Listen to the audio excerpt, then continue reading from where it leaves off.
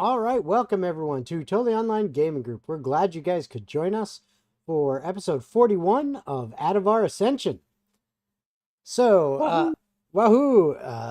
Tonight is our Halloween episode, since this is our pretty much our closest game to Halloween-ish.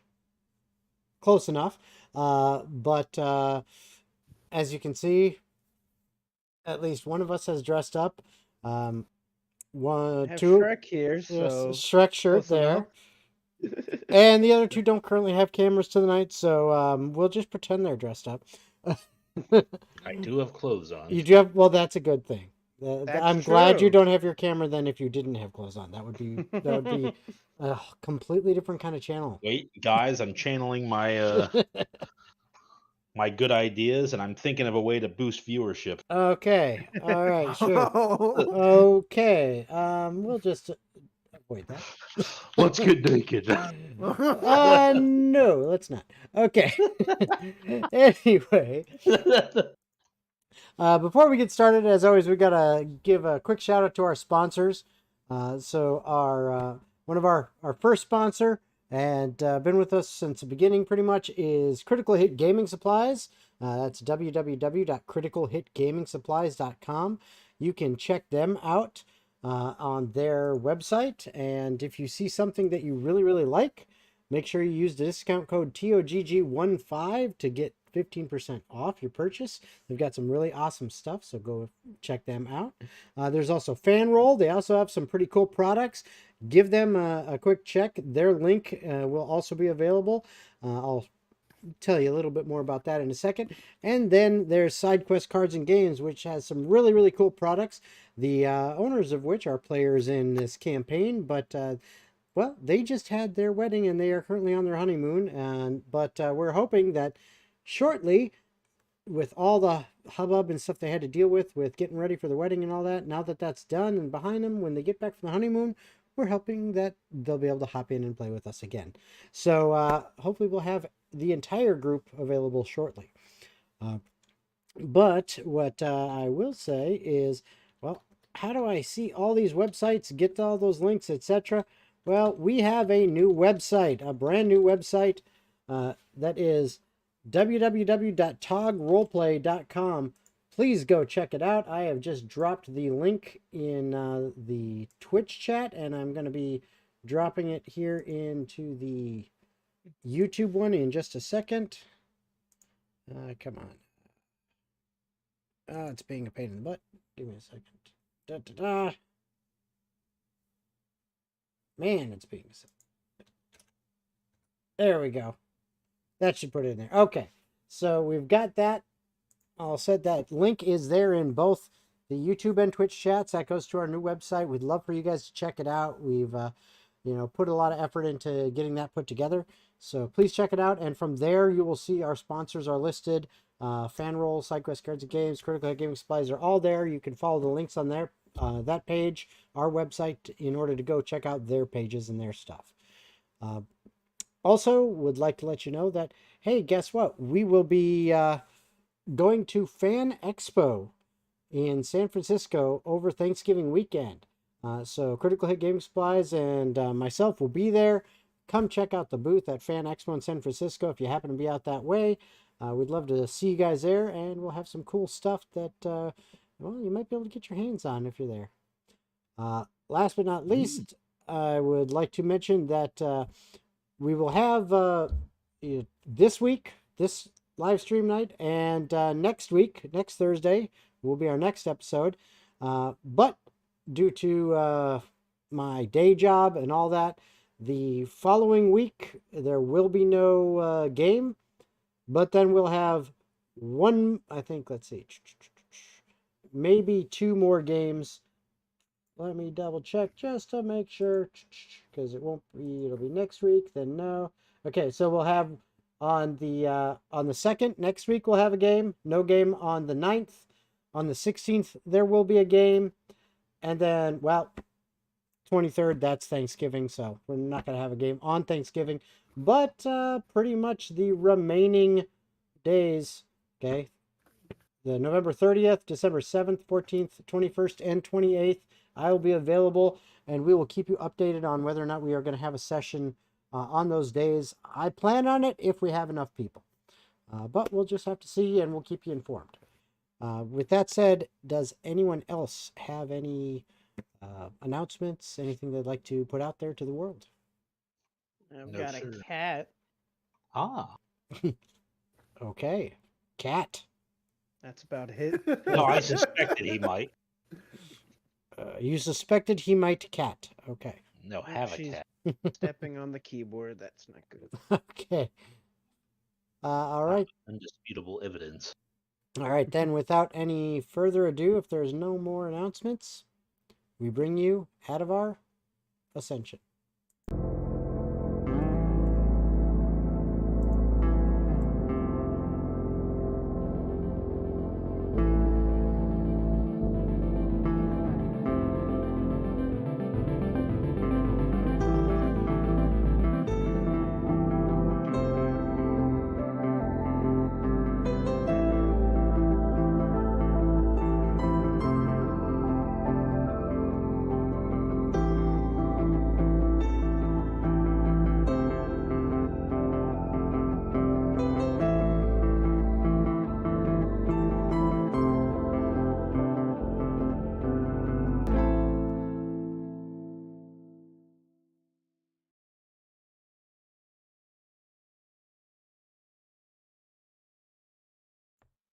There we go. And we are back.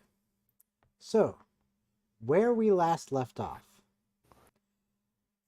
The party had been hunting down what they suspected was a cult.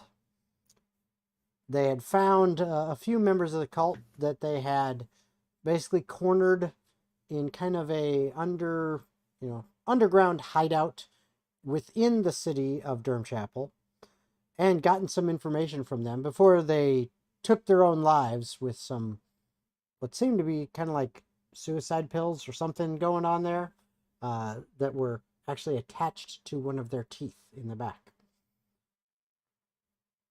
With that information, they made their way out to the Easton Farm, which was actually to the north of the city, not the east, because why would it be? But they made their way to the Easton Farm, where they managed to find there was some underground structures which had twisting pathways leading back and forth, where they found several more of these robed, well, I guess we can just call them cultists, or members of the Church of Arden, who, of course, didn't like them being there and immediately attempted to attack them. Which they dispatched quite handily, of course, being that these were not very robust individuals, if you will. You can say that again. That again. That again, yes. However, what they did find out is that not only were these, robed figures, wandering around and in these tunnels, there also were some undead. And they proved slightly tougher, but still not too much of a challenge for this group. And they finally decided, you know what? We're pretty sure that beyond this wall, there's something we need to deal with beyond this doorway. So, well, first off, we have to get through that doorway. How do we do that? Well, it wasn't as simple as you'd think. No knobs, no nothing like that. It seemed to be essentially an amulet would grant access. And, well, each one of these members of the Church of Arden seemed to be wearing these amulets. So most of the party decided, well, hell with it. Let's grab these robes, dress up in these robes, put these amulets on, and then we'll send one of us in there to go and kind of scout out, which ended up being Patch. So Patch went in the room while the rest kind of waited in the hallway. While Patch was in there, he just kind of slipped into the back of what appeared to be almost some kind of religious church ceremony with members kneeling in along pews and stools, and up at the front, a very much larger robed figure standing off to one side, and then what appeared to be the priest of this group, wearing full plate armor, and then stabbing someone who is on an altar. Okay. Swords and synthesizers with nipple tassels. Yes, with nipple tassels. Thank you, Rob.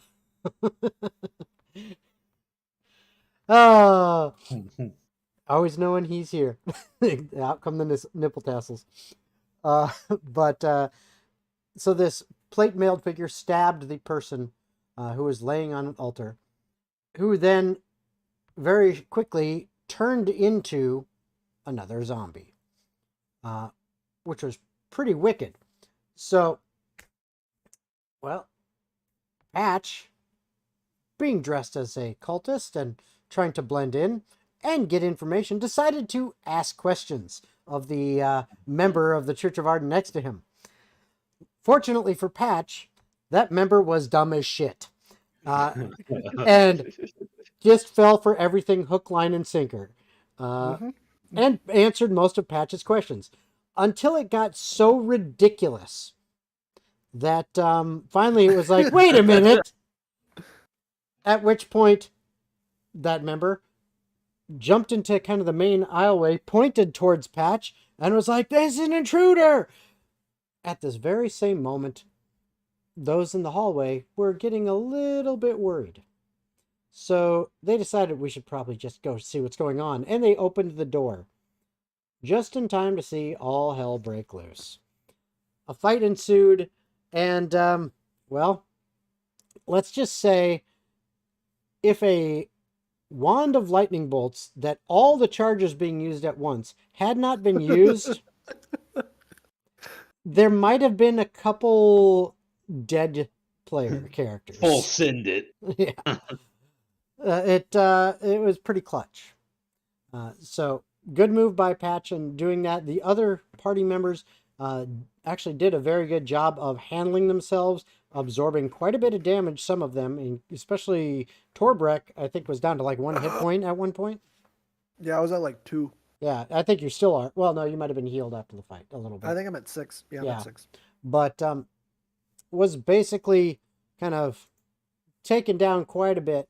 So it's a good thing that lightning bolt kind of broke the concentration of the spirit guardians that was really fucking them up. Hefty, Yeah. pretty hefty hit to roll out of. Bruh. But they did succeed. And so that is where we leave off. And we now see them as they are zoomifying here into Tailspire. And we can see this group now standing around where we've got Patch, Alpha, who I'm kind of helping them out with, mostly in stasis, but hey, if they need it, is here. Torbreck, Jonathan, and Leon. And as far as they can tell, the Church of Arden is no more. Yet, they find themselves in this room, and there are 2 doorways, one on either side of this room. One over here. Oh, that's right. Someone with less morals than me should And loot the one- boss.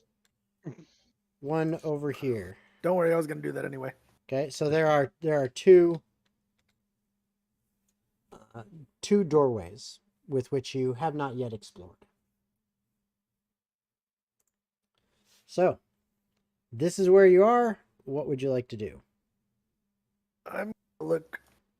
Everyone's hands immediately go to the guy's pockets. I'm Okay. gonna look through the leaders, whatever's left of them, and see what he's got on him. Quick, Whatever. get in his pants! Whatever's left of him. Okay. It's just a pile of Yeah. ash with pants on. No, as you dig through and checking out his stuff, I mean, he did get torched. I mean, he flame striked him. So there is some damage to his robes and stuff like that. But one thing you do notice is he was wearing a leather belt. The leather belt, it's got a few scorch marks on it, but other than that, it's actually in decent shape with a fine steel buckle on it. Okay. It doesn't look like it is in like it's a symbol or anything. It's just a very nice leather belt with a steel buckle. And it's perfectly undamaged. No, it's not perfectly undamaged. Like I said, it's got a few scorch marks, Oh, but sorry, other than that, other than that, it is relatively okay. It was kind of under the robes around, his waist, holding up his pants that were under the robes.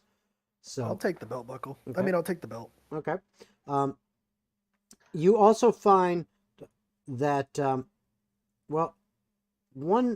he did have a warhammer, Okay.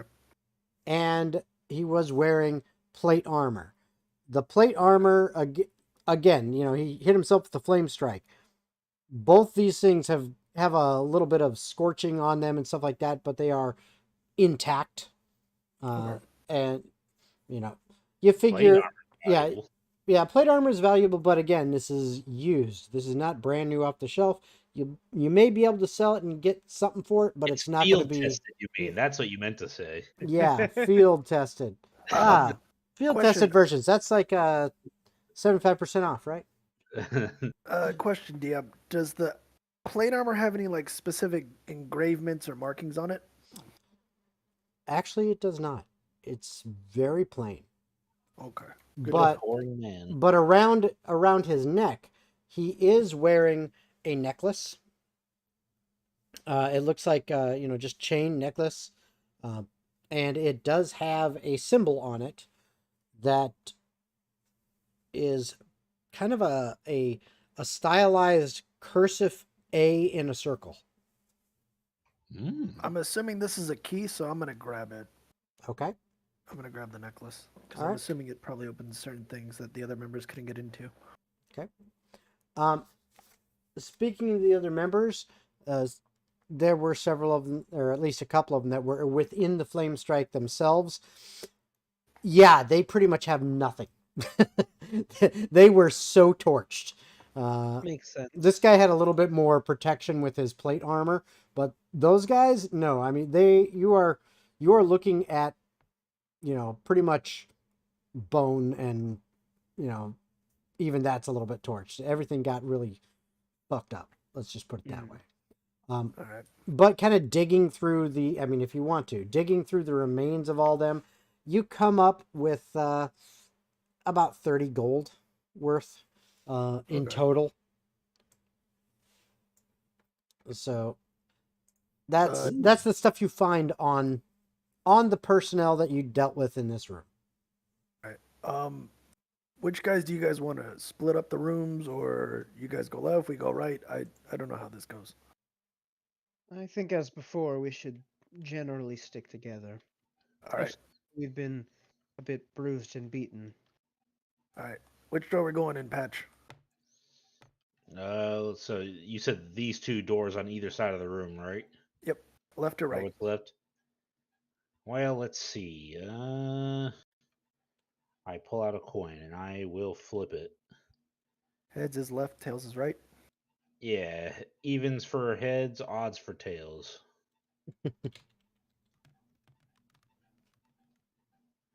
So we're going right. Yep. Okay, so you're going right as in your right. Oh God, here we go. I It'll be assume. this So door. no. Oh, so you're going that one. Okay, so the No, one. this was the right. Oh, from my spec of view, I'm looking in an opposite direction. From Right. my point of view, the Jedi are wrong. So you're saying, yeah, you're saying over here. Okay, so you go to open that door, and what you notice is, just like before everything else, there is a small circular indentation. All right. Pop the key necklace. All right. So which one? Yeah, I still have the uniform on. I just use the same one again. Okay. and it seems like one of the standard ones. It opens up, and as you venture through,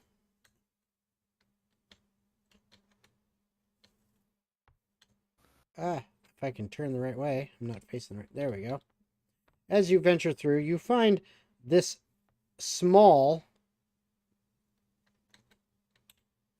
room that is very Spartan in appearance. There is a bed, a bench, a small like lockbox chest kind of thing, and a desk with table with a lantern on it. Ooh, a chest. I'm gonna walk over and open it. Okay, so you go to open it, and in there you find a plethora of clothes. 17 poisonous snakes. Yep. But you find a bunch of clothes, all very simple. Undergarments, a couple simple, belts, some more robes, things like that. That's Hey, basically Torbrek, I found some more belts for your collection since you lack those. No, I'm assuming his has got to be like magical or something. What would make you think it's magic?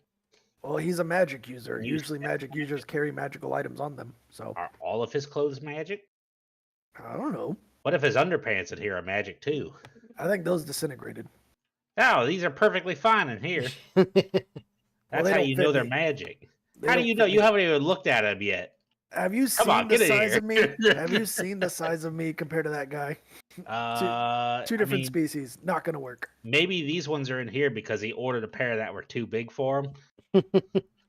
I'm gonna look at the desk and see what's And he on was the planning desk. on eating a lot and putting on some weight so he could fit into them. Yep. The only thing on this, it's not really a desk, more so it's just a table that has a lantern on it.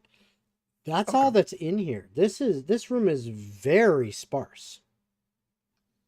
I'm gonna take a quick look under the bed, under the bench, seeing if I can investigate if there's anything like hidden.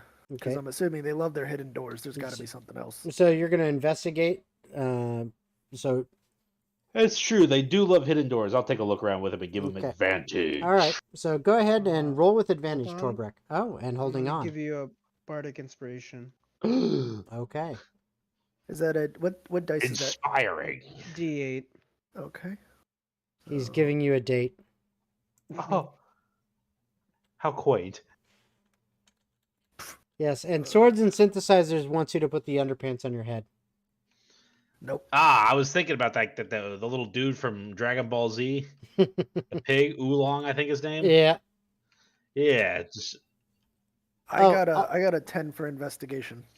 With advantage and Yeah, it was a 5 and a 7, and then I rolled a 3 on the bardic inspiration. I mean, are they like super comfy underpants? I feel them. Are Okay. they super soft? They are actually not super soft. Wow, these underpants suck. This guy was terrible. But yeah, I got a 10. A 10. Okay. So you look around and you're not seeing much of anything in here of note. But you do realize that the underwear is slightly larger than you would expect. And you're able to put Perfect size for you, Torbrek. you're able to put two and two together that this is probably that Goliath guy's. Yeah, bro. underwear. See, here, Alright. have your magic underpants, and I'll throw take the them at him. magic underpants and I'll burn them in one of the sconces. Okay. I don't care for this. So Okay. wasteful. So that is all you find. In this That's why room. you were sniffing around so hard in here. You're. If anybody else has any way to detect magic or anything like that, you might be able to find something. I didn't see nothing. I don't know. You didn't find anything. Why would we waste any more time? Oh wait, I do have that ability. Also, as a reminder to anyone who is watching, we are monetized and do have all the super things enabled. So if you're watching on the YouTube channel, if you decide to super chat something that you would like to see happen in the game, well, if you're super chatting it, we're probably gonna just do it. Mm, So, that's kind of how we roll. That way, you'd Okay, have some influence on the game. Anyway, back Torbrek to is channeling his inner Deadpool and seeing beyond Before the. okay. before I leave this room, can I just throw up a quick detect magic with my ability as a furbolg? Sure. How come you didn't do this in the other rooms? Is The it other room because you can seems see simpler. something? No, I'm assuming there's no way the Spartan Goliath dude was just kept in this tiny room. There's got to be more to this. Like, you would be cramped in living in a space like this. I feel cramped. His treasure senses are tingling. Also, he can see it. I haven't looked in any other direction. I've been just looking through Captain my character's vision. Metagame. So, you want to go ahead and use your Fearbulk ability to detect magic. Yes, sir. I don't know, Alright. Torbrek. We kind of already looked pretty hard, both of us. So, you go ahead and do that. Let's see here. That's under this.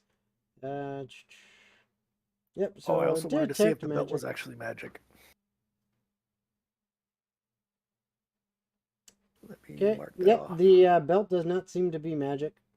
Oh, this is The magic was the friendship we found along the way. Our group is glowing. Okay. And yeah, you don't see anything else in this room. It just Right. nothing.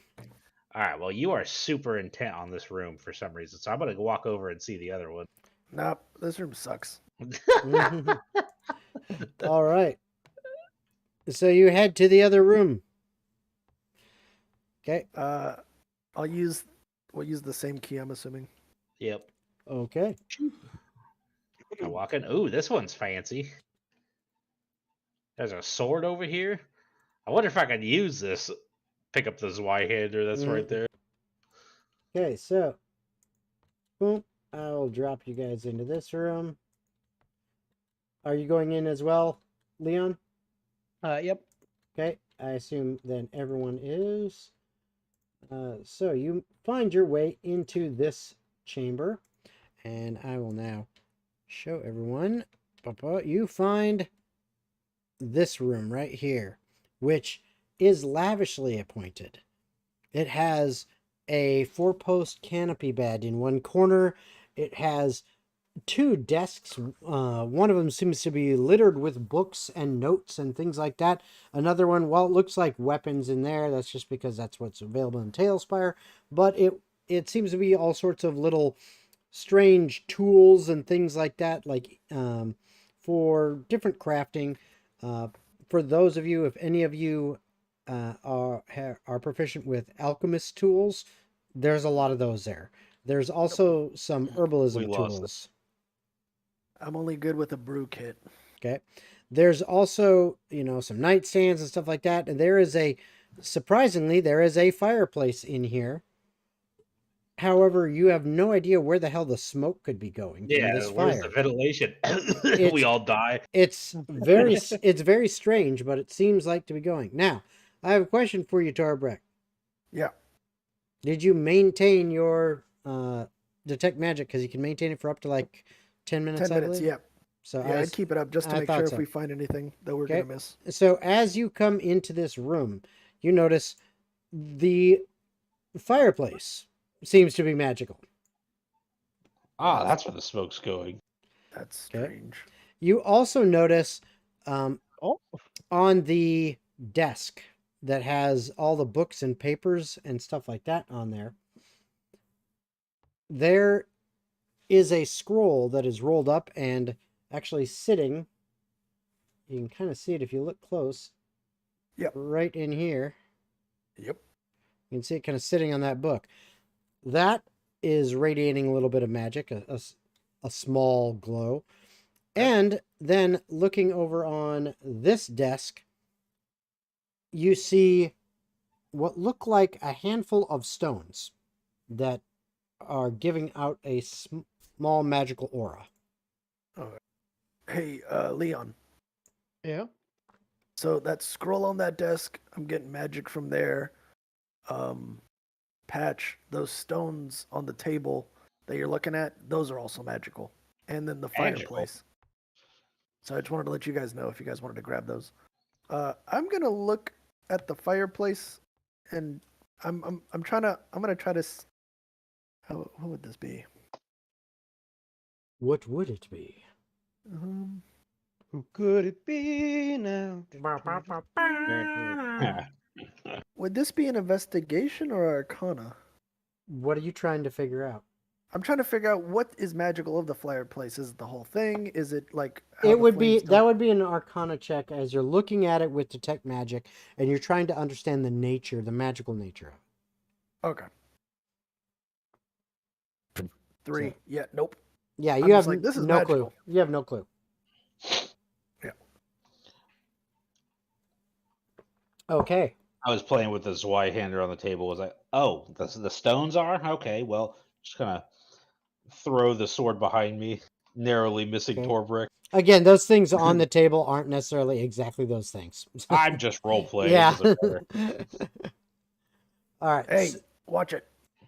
Sorry, I'm still getting used to the strength of these gloves.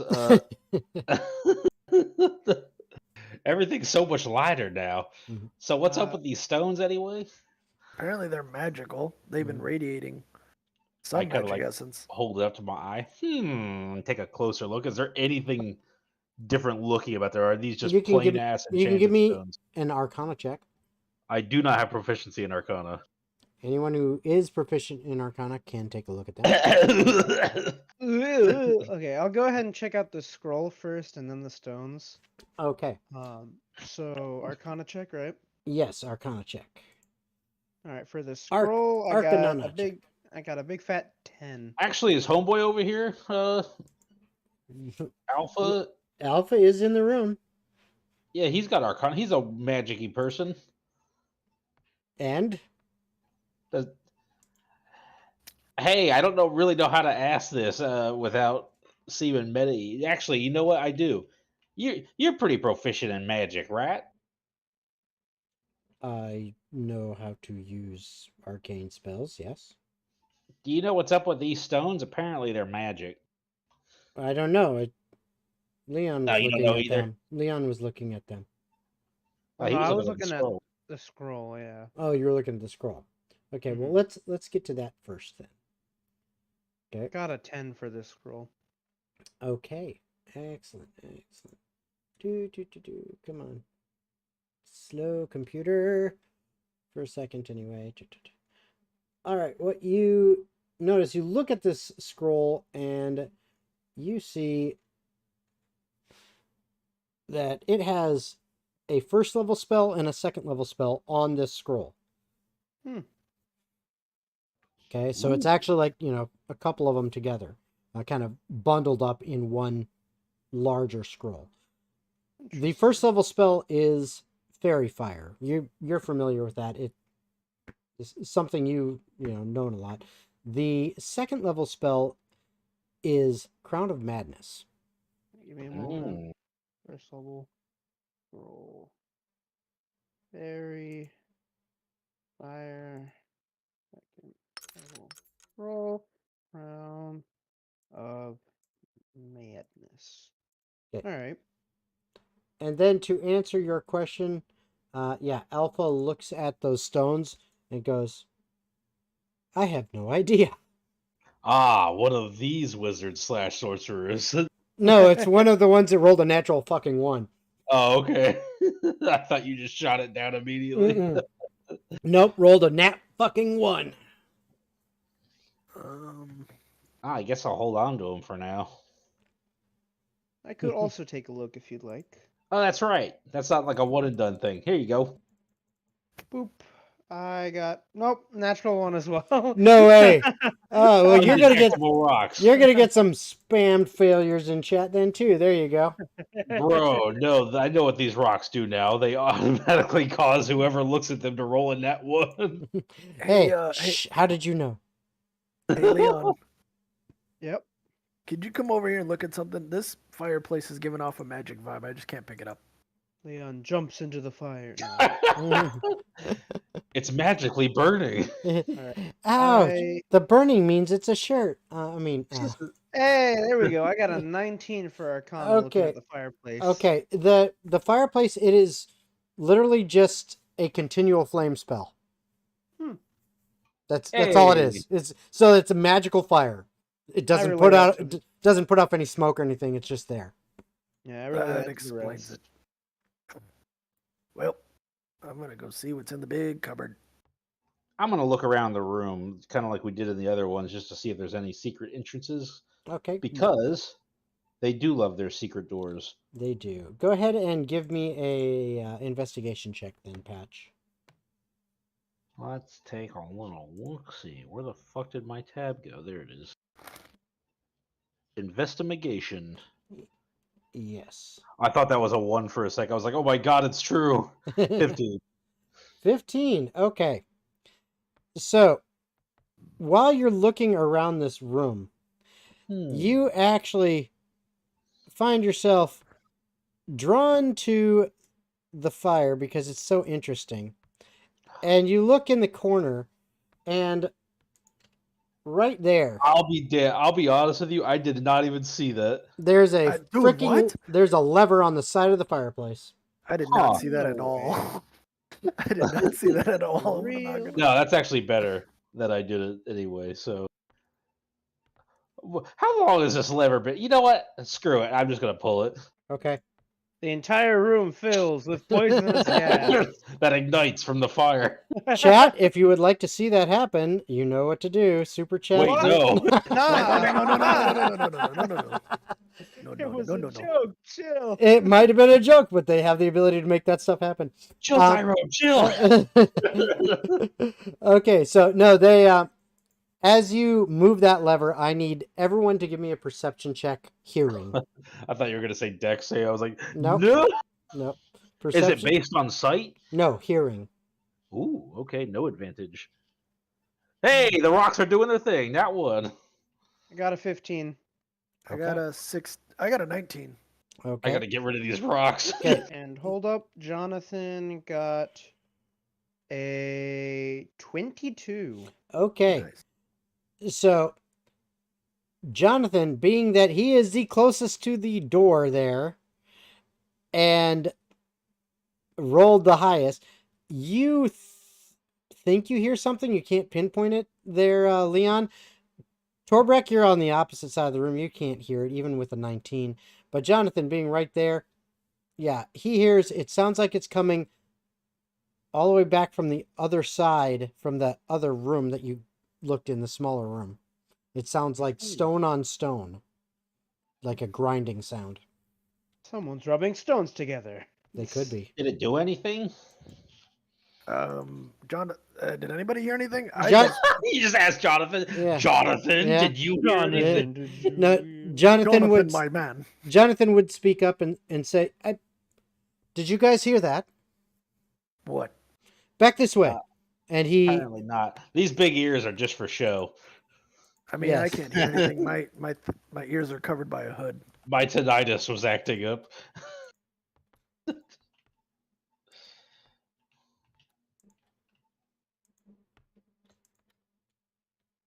Jonathan's probably going to lead the way. Why can I not see through the roof anymore? You have to move the little green bar to the right feet. I'm at 10 feet, so you can see everything.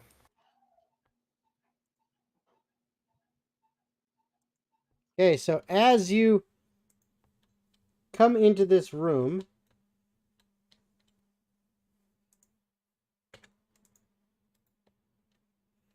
you notice that the wall has slid out of the way, and there is a hole leading into another room beyond.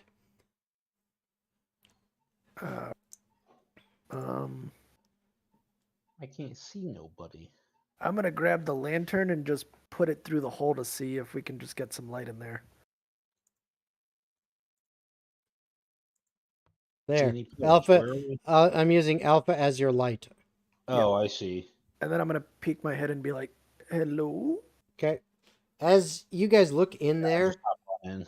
this is a treasure room.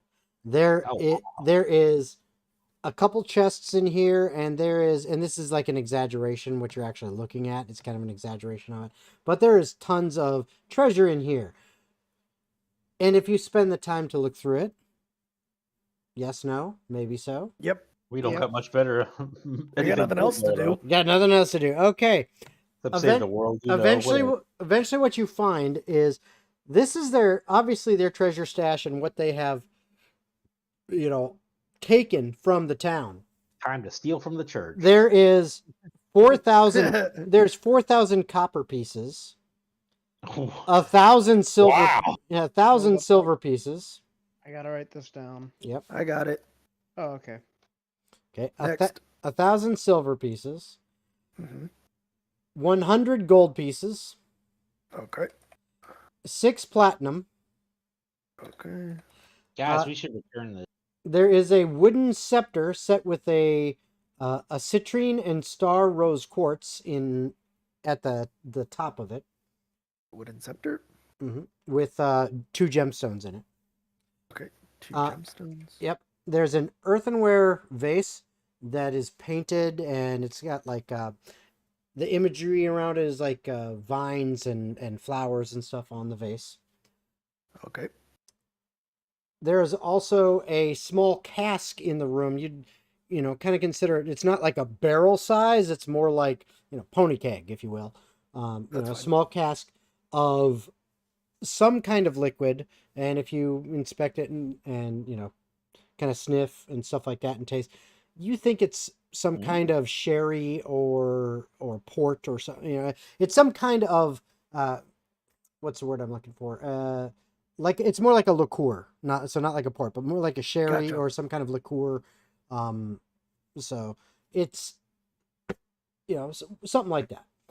You also find in there a leather coat that is kind of tooled with a draconic scale pattern on it.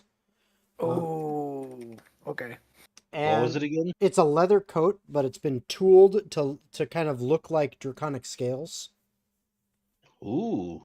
I want that. Very interesting. And Next. that is all the stuff you find. Sorry, Torbrick. I think you're probably too big based on what I found out from you before. No. No. I thought you would want the wooden scepter. That's more of your alley anyway. You're just far too large for that. Nope. I will But- die on this hill. I want that coat. But that is what you guys find. Okay. Must be a magic coat since it just magically fits him now. Do Hey, you still have detect magic up? yeah, it should. I don't know how long. I Mm, don't know no, if it's still up or not. The time it took to kind of search the other room, dig around, and look at this other stuff, I would say your detect magic has probably ended by this time. It's probably been about, from the time you set it off initially, it's been like 15 minutes. If we take a rest, I could probably cast it again. But Cast what again? detect magic. Alpha, do you have detect magic? Detect what? Can you sense if an object is magical with a spell that you have? No. Can you identify what the magic item is? No. Then why am I talking to you? Because you're friends? That's true.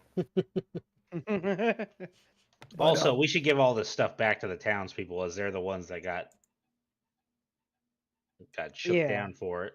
yeah, I I say we agree. give the money all back. Except for the guy who lost that jacket. Fuck him, right, Torbrick? Exactly. Fuck that guy in particular. Well, to be fair, who in town's gonna want a You wooden found my bejeweled jacket that's scepter? been passed down from generation to generation. Well, it's going over to a new family now, so it's mine.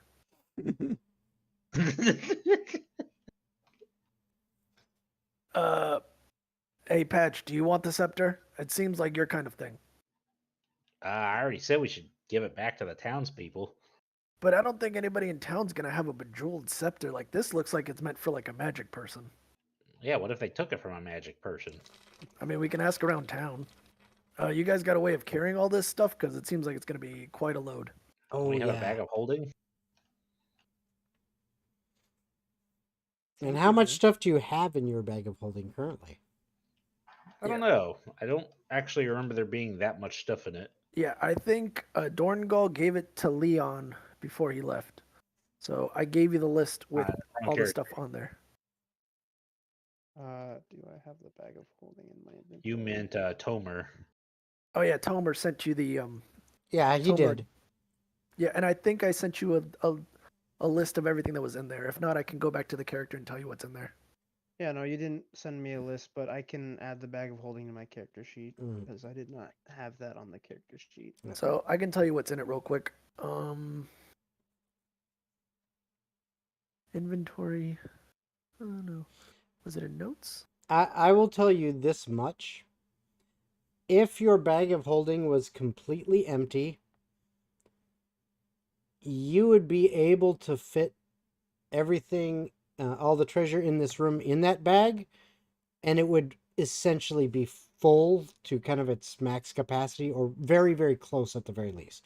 So, Leon. so depending on what you've actually still got in there, you may have to shift some things around and or leave some Oh, stuff no. behind. Here's the thing: we found 2 bags of holding. Tomer kept the original one, but he gave you a brand new empty one. So Yeah, you have a wow. brand new we were empty bag of storing holding. the other bag of holding inside the first one. Yeah, Yep. no, you weren't.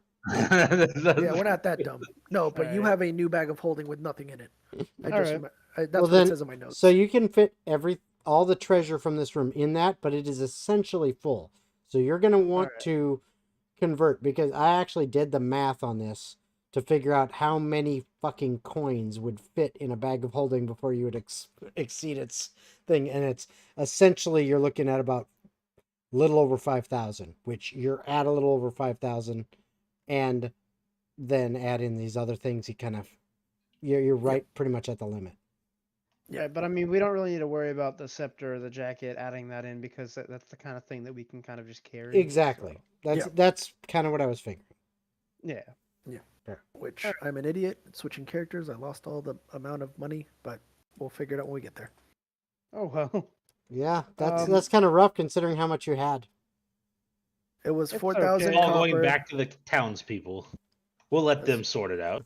Yeah, it was 4,000 copper, 100 gold, 1,000. Was it 1,000 No, silver? 400 copper, 1,000 silver, 100 gold, 6 platinum. Yep. And then the cask, the vase, the scepter, and the coat. Mm-hmm. Yeah. So Leon looks at the rest of the group and says, I agree with the plan of distributing this wealth back out to who it was taken from, but where exactly do you suppose we take it to have it distributed out? We just go to the center of town and shout free money to everyone who got robbed. I feel like that could start a couple fights. That could start a fight and some Yeah, I riots. was kidding. Do we trust the guards well enough to give this money back? That's to be determined. Is there like a God? What's the word I'm looking for? Like a town hall? There Um, is a. I mean, it's. We could Remember, ask. it's not a tiny town. Yeah, It's not huge, but it's not tiny. They, that only increases the chance of them having a town hall. right. So they do have like a central government building, so to speak, if you will. He used the G word. They can't be trusted. Yeah, well, of course not.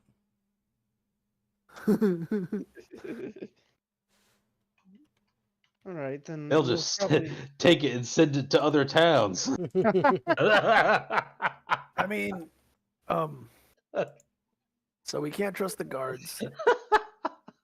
I think our best bet would be a town hall. Um, I think that'd be the right thing to do. Let's do that then. All right. Gotta earn those karma points.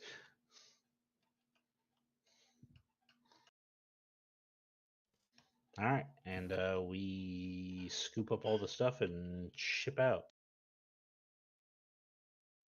All right, so that's what you do. And hey, Extra Bull, thank you for joining us. And no, unfortunately, we did not get to go to New York Comic Con this year. Where it's just how it happens. Stuff comes up, but we will be at Fan Expo in San Francisco this year over Thanksgiving, and then once again we will be, at MegaCon in Orlando, Dragon Con in Atlanta.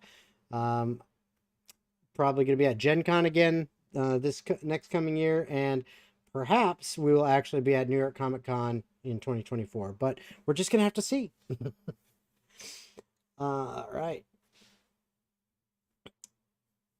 So, your plan, guys, is to do what exactly? Head back to the town or what? Yep. Take it Okay. to the town hall. Take it to the town hall. Okay. So, you guys are going to take the treasure you found back to the town hall. So you make your way back into Durham Chapel. Again, it's, you're basically on the outskirts of town as it is. So it takes you, 10 minutes to walk your way out of this underground set of tunnels, chapel, whatever you want to call it.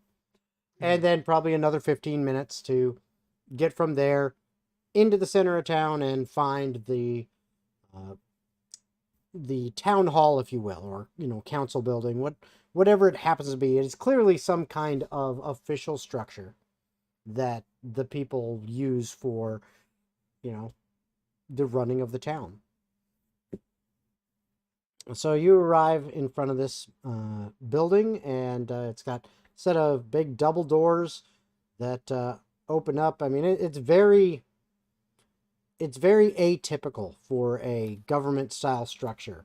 A couple columns in the front, steps leading up to double doors. You can almost, smell the judicial, actions occurring inside. Your ears pick up a sound, dum dum, from like Law and Order going on, But no, you can definitely. This is clearly a judicial building of some kind, and governmental building. So, as you walk in, it's kind of a fairly open, lofted ceiling hallway that leads you to the center where there is a desk, and there is an say, slightly older than middle-aged woman. Maybe she's in her late 50s, early 60s. Human woman, sitting behind the counter. She has her gray hair kind of pulled behind her head, tucked into a nice tight bun. She is wearing a... Tight buns, you say? Yes. Thick, yo. She's thick, yo. But she is wearing a fairly nice dress. Fairly, looks very formal and official looking without being too stuffy. And as you approach, there are other people, a couple people here walking here and there, going through other doors and stuff. And as you approach the desk, she looks up from what she seems to be working on, rifling through some papers, and says, "Can I help you?" Yeah. Can we speak to the mayor? Do you have an appointment? I look back at the rest of the group. Do we have an appointment? No, we do not. Well, you will have to Okay. make an appointment before you can speak to him. He's a very busy man. And she We have pulls. something kind of important, though. She lays down a ledger on kind of the top surface and spins it around towards you. And, please look through, find one of the appropriate times, and sign up. And as you look through, it's like a calendar book, So it's got like the day, and then several different time slots in the day, and it's open to today, and like every slot is filled. All right, well, we're kind of on a time crunch with like saving the world and whatnot. So we were just trying to return some money that was stolen by this weird culty group back to the townspeople. Weird culty group. You know, even though it was like 5 minutes ago, it feels like it's been like a week or so, and I can't really remember actually. It's the Church of Arden. Arden, that's right. Give me insight checks. Inside. Fuck me. No, I didn't say persuasion. Wow. Straight to business then. Ooh, dirty Oh 20. God. What about your god? So I rolled a 2 for both Jonathan and Leon. Leon jeez. having a grand total of 4. Okay, so what did you get, Patch? Dirty 20. Okay, when you guys mentioned the Church of Arden, she looks very like scared and nervous that you're Oh, mentioning. you don't have to worry about that. Worry about what? I'm worrying about nothing. All right, It's well, alright. I don't know who you're trying to fool here, like me or you, but anyway, you can have this back and just distribute it to the people that got shook down. So you It's just a lot. so you And just I take the bag of holding and just for you next just to the desk. you just upend it. Okay, so you just upend this on the desk. All right. So We're what feeling irrational today. what happens is all of a sudden 4,000 copper, 1,000 silver, 100 gold, and 6 platinum pieces come spilling out, along with a couple of the other things that you did leave in there. It comes spilling out, and essentially just you create this pile that covers her desk, is falling on the floor. It is making a racket too, because it's all these coins, ding ding ding ding ding, just pouring out, bouncing on the stone floor. It's so obnoxious. Patch is just sitting there empty, like And- as it all just pours out obnoxiously. And Gives it one final shake. and you all notice while Patch is pouring this out, you all notice like everybody stops what they're doing and looks towards the front desk like, what the fuck is this noise going on? And sees it. And everyone's just like stunned. It's like this, someone just won the slots. yeah, it's like this awkward silence. Like the only noise is the coins pouring out. Patch humming happily to himself. And they're just like standing there staring. And this poor woman, her jaw is like, it's just gaping. Oh, if it could hit the floor, it would. She's just like, what the hell? Yeah, we're gonna trust you to get this back to the rat people. We got to keep moving. And she's still just like stunned, looking at like. With the insight check you get the you still kind of be able to read her body language, and you get the impression that her thoughts are now literally, what the fuck? What the fuck do I do with this? It's just so outlandish and out of the ordinary. She has no idea what to fucking do. We tried to get to the mayor. You said he was busy, so I guess just keep it here for now until he's not. She's still just stunned. Nobody else in the party is even remotely trying to intervene here. Just gonna let me. Nope. Okay, Just right letting on. you do you. What you do, you man. Hell yeah. Well, there you go. Okay. Yeah, you probably don't have to worry about them anymore.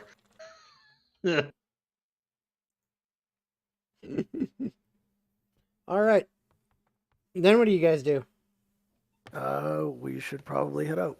Yeah, we should probably get moving to what our original task was, which I also forgot because my memory sucks.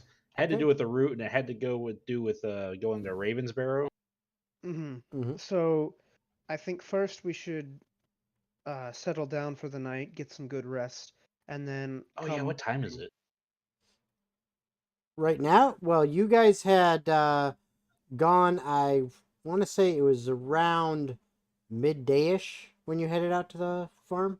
Okay, so because we're you did not take a rest before that. You went, you found, because it was early morning when you had. I'm trying to remember the timeline here because it was 2 sessions ago.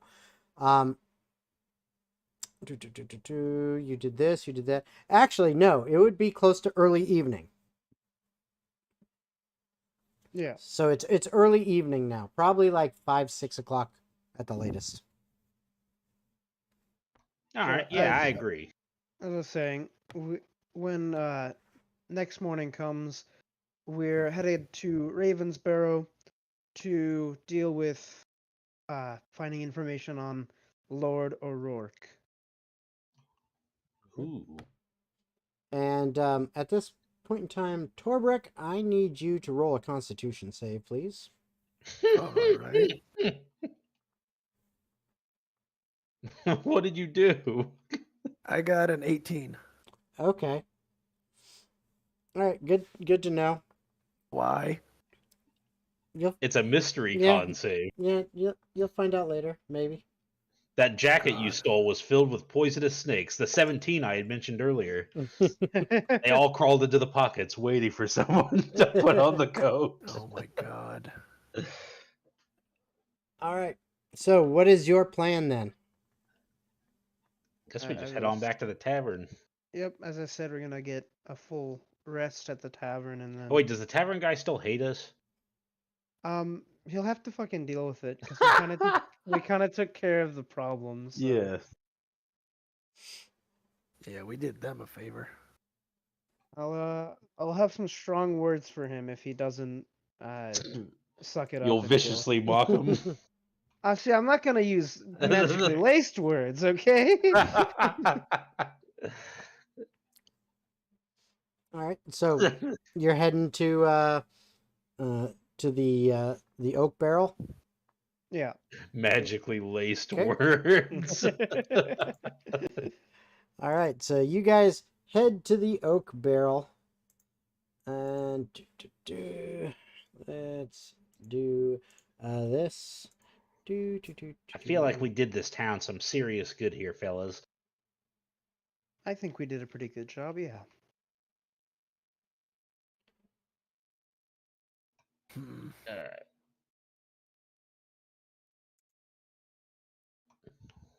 Waiting on the GM. Yep. Waiting on the I'm GM. trying to find the right right map here. Ah, that's the one. Yep. So,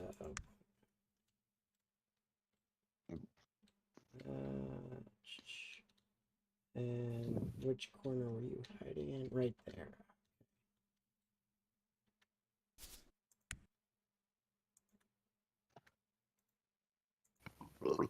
All right. Excuse me. Sorry. Okay, so now I've got you guys. I just need your characters. Yoink. Yeah. Boom. There's yours. There's yours. There's yours. Yours. And this one.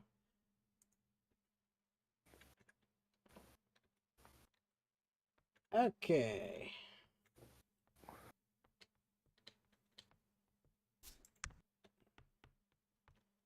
And we'll get rid of these guys because they are not there. Okay, you guys are now in front of the oak barrel. Yep. There you go. You find yourselves there. And what are you doing? What's your plan for the foreseeable future here? What are you guys wanting to do? Kind of walk in. I would really enjoy a long rest. Okay. Yep. So you guys are just trying to get some rooms for the night and get a long rest. Is that what you're trying to do? I'm Yeah. kind of Yep. hungry. Get a meal as well. Yeah. Okay. All right. So To talk to the barkeeper, Yep. make our peace with him. So you walk in, and when you walk in, you see the barkeep. He is behind the counter. Oh, hey, mister. He looks up from he was currently, kind of wiping things down, trying to get a drink for someone, and he sees you and he drops the fucking drink. Right, Oh, hey, you dropped something. Give me an insight check, everybody. Okay. God. Okay. That dirty 20. Oh, When- it was so close to a 23. 13. 21. Okay. Anyone who had over a 10 Hey. can easily discern that this guy is annoyed at seeing your guys' presence. It's conflicting emotions. There's some anger there, there's some annoyance, there's a little bit of worry, and a little bit of fuck me in the goat ass kind of he's not pleased.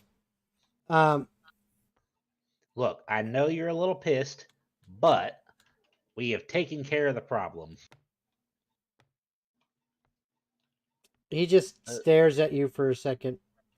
Then he says, Yeah, those Arden guys. What the hell do you mean taking care of the problem?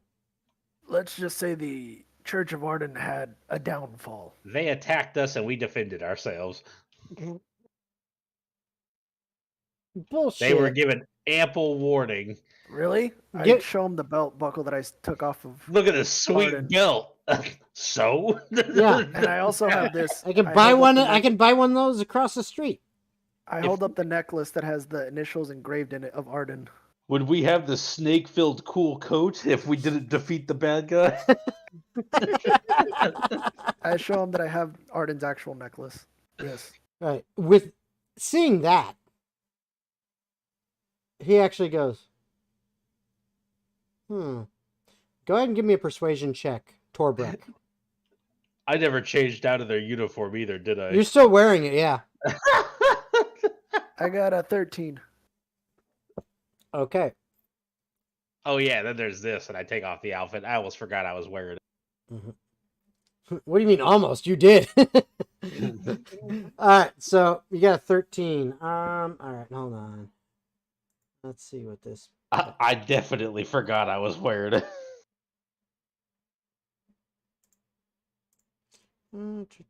Actually, pretty comfortable.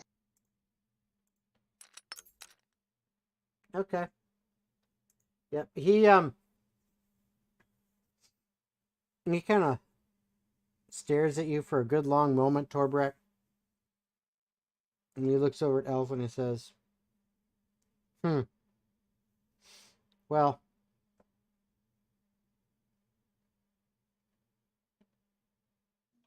I suppose if you got rid of them, just do me a favor. And he looks specifically at Alpha. No more of that bullshit in my bar that you pulled earlier. Understandable.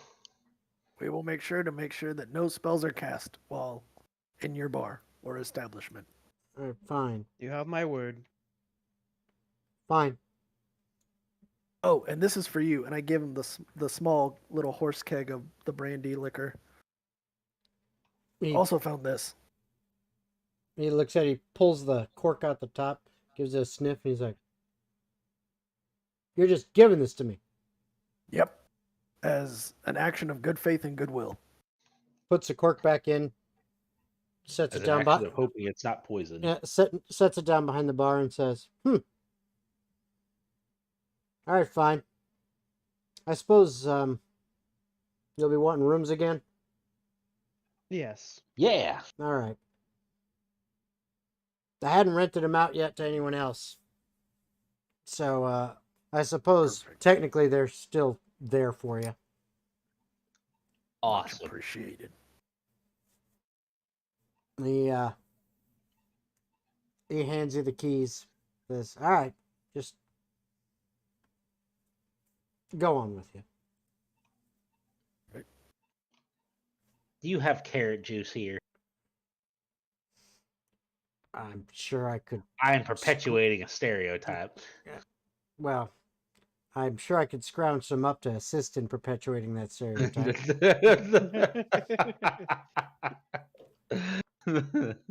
I'll do this out of good faith and of meeting my new friends. I'll go buy carrots and I'll be right back.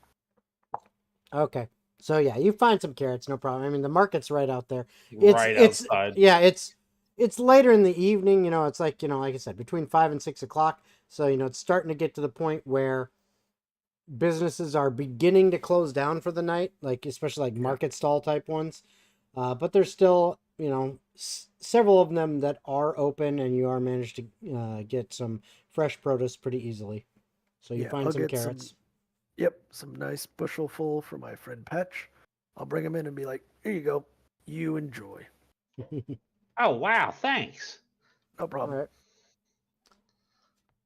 So if you guys decide to have a meal, you guys are able to get a nice meal here. Things are, well, they're not as hostile as they were.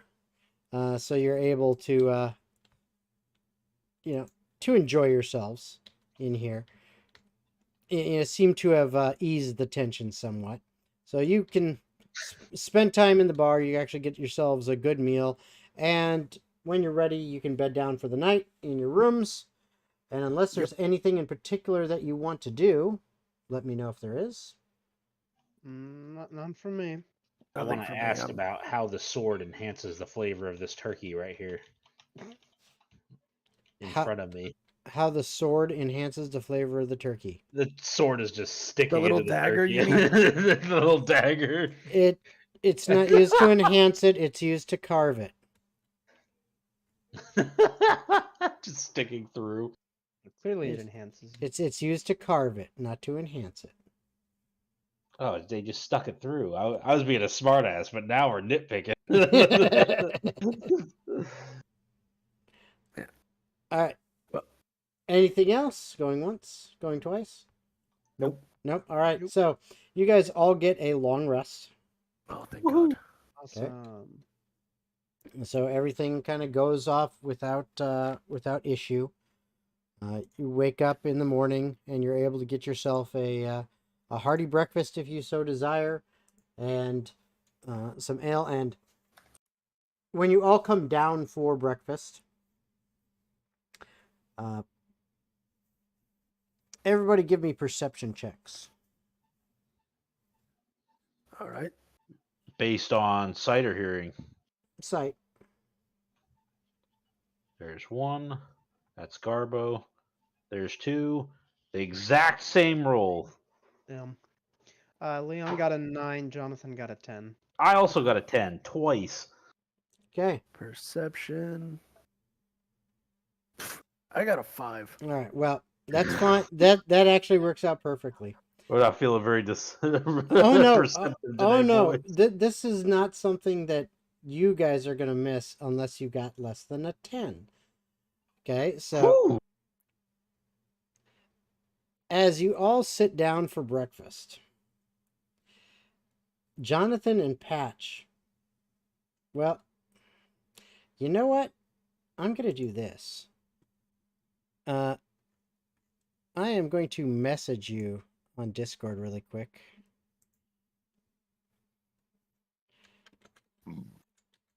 All right. All right, so that is going to Patch, and then Leon, this is for Jonathan. So you don't notice this.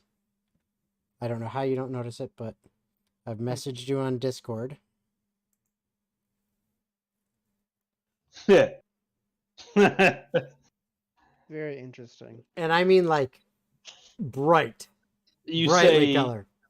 So what? We're like waking up and meeting up in the lobby, and then yeah, you come down for breakfast, and I mean you're all kind of sleepy. Patch is an early bird, so yeah, and he's down there. Torberg's like, "Hey, what's up?" And Yep. Go on, come on down. Say what you say. What? Are you just walking down and not saying anything? Oh no, I'm saying good morning to you guys. Oh, hey, good. Mid sentence, Patch is looking at you. You see his eyes going straight above your eyes, not What are you- meeting yours. What are you looking at? Yeah. Is that what your hair looked like the whole time? Under the hood? Yeah, I always have it slick backed and tied up. Okay. Why? Huh. It's just very bright. What are you talking about? My hair is naturally black. Oh. I look around for something reflective. I grab a spoon and I hold it up to him. Perfect. Do you look in the spoon? Yeah. Okay, it's a little odd because it's not a flat reflective surface. So give me a perception check, but it's a very low DC.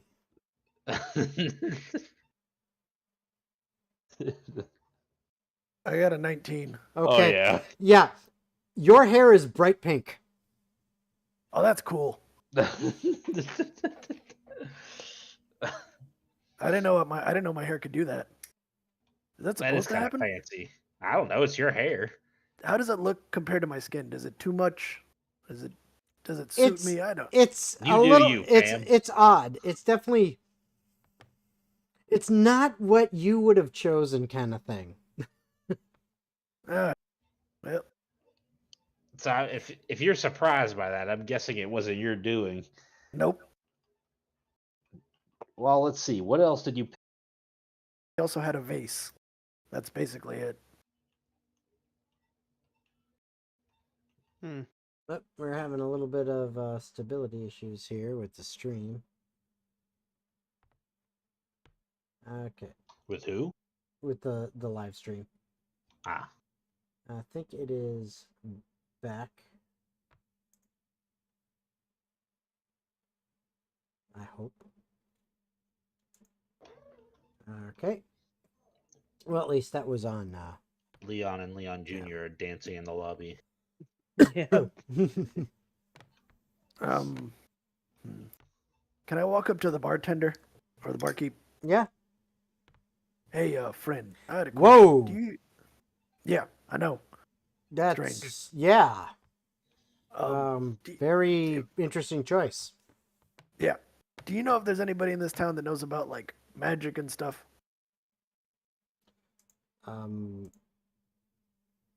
I mean, not really. I don't really deal with that kind of stuff. Ooh. Maybe it was those 17 snakes in your pockets that had venom There's that no changes snakes in it. my pocket. I'll reach into the pockets of the coat. What do I find? He gets bit 17 times. You find nothing in the pockets of the coat. It is just a leather coat that is The elusive tooled. pocket picker. It is just tooled to look like dragon scales. That needs to escape in the night. Is there a magic shop around here? Not really, not that I know of. I mean, maybe Why don't you just detect magic on it? maybe you could find some people that do that kind of stuff, but I mean, it's not like something that really happens around here. Actually, Okay. it's a new day. Let me see what spells I get. Okay. In fact, Leon, go ahead and give me a history check. Okie doke. 10. Okay. It's not a hard difficulty. You're fine with a 10. You're smart enough and have, lived long enough on the continent of Korstal. You know for a fact that there really isn't a market for magic items anywhere. Like it's not like you go to the magic item shop and I'm going to buy the Vorpal sword, blah blah blah. It's not, there is no there's no economy for that kind of stuff because magic items are with the exception of very very low level magic items, we're talking like standard healing potions, which are kind of a combination of magic, but also alchemical, stuff like that. It's like low level, very common stuff that you might find some, but everything else is too expensive that the only people that would ever buy it are adventurers, and there are not enough adventurers in this world to really have an economy based on magic. So people making and selling high level magic items, there's just no market for it, nor not enough of a market for it to make it lucrative. Mm-hmm. So, Torbrek wouldn't know that. He's not from around this plane. So I relay that information to them. All right. Hey, DM, is my beard also bright pink? oh yes, everything. Okay. Everything. I'm gonna take off the coat for a second. Does my hair color go back? Nope. Okay, well, I'm stuck like this now. Whatever. Maybe Alpha's just playing a prank on you. Alpha, did you do this? No. All right, I believe Well, her. I'm convinced. Yep. Let's keep moving forward. I'm gonna insight that what Alpha said. Okay, go for it. I got a dirty 20. Okay. You're convinced Alpha's being straight with you. Interesting. Hmm. All right. So, where are we going to next? I think we need to get our all of our gear settled, make sure that we're packed up and ready, and then get some kind of carriage with horses or something like that. All right. okay. So, if that's what you want to do, it doesn't take you long to pack up all your stuff. If you're wanting to get carriage and horses, all that, by all means, there's a market. You can get whatever you want. All right, then we're gonna head there. All right. You head there, you're at the market. I mean, it's literally right outside the door. If you want something Yep. specific, you might have to go to a more specialized shop, but, you're pretty much there. I'll walk up to one of the closer vendors. Mm-hmm. Good morning. Morning! Hey, do you know where we can rent a carriage and some horses around here? Yeah. You go down that street there. Yeah, right there. You're gonna go down 2 blocks, take a left, and then a block, and then a right. You go down, and you see the stables, and right there. All right, thank you. I toss him a copper. If you go past the inn thing there, yeah, that's too far. All right, thank you for your time. Yep, thank you for the copper. So yeah, we got to go down that road. Okay. Make a left, make a right, and then we'll see. It's not hard. Stable. You managed to get there. Anybody else want to get anything else while you're here? I'm good. Okay. I'm fine. All right. Gucci fam. Okay. So you make it to the stables area, and yep, sure enough, you see a variety of carts, wagons, horses, stuff like that. It's a decent sized area, so I mean, they have quite a few things to pick from. So it's really kind of up to you as to the level that you want to spend money at, really. I walk up to whoever's kind of working there and I say, I'm looking to buy a decent sized carriage and 2 horses to drag it along. Decent sized carriage. Well, I mean, we got this one here, and the guy turns and he slaps on it, and he says, "This one can fit so many adventurers in it." I knew it. I was gonna say the joke if you did it. This bad boy. But no, he shows you several different. There's carriages, which carriages are completely enclosed. He shows you those. Those are going to be a little more expensive. There's wagons, which are you can get closed wagons and you can get open wagons. The closed wagons, again, more expensive than the open wagons, but these are more like, think of the old, westward ho people trying to, adventure out to the Wild West and stuff like that, the covered wagons, so they're fairly decent size. They can carry a lot of stuff. People can ride in them, but they're really, it's like the goal is we're going to haul a lot of shit. Okay. Whereas a wagon does that too. It's just one's covered, one's not. Whereas a carriage, on the other hand, is more like, the more luxury carrying of people. Okay. So it's depending on what you want to have there, and they have different sizes as well. There are some carriages in there that can could carry up to like 8 people the way they're designed and how big they are, but that's going to require like 4 horses to pull. Where it's a decent size set. Whereas I think it depends on what you want. I think we'll just get a medium-sized closed roof wagon. Yep. Okay.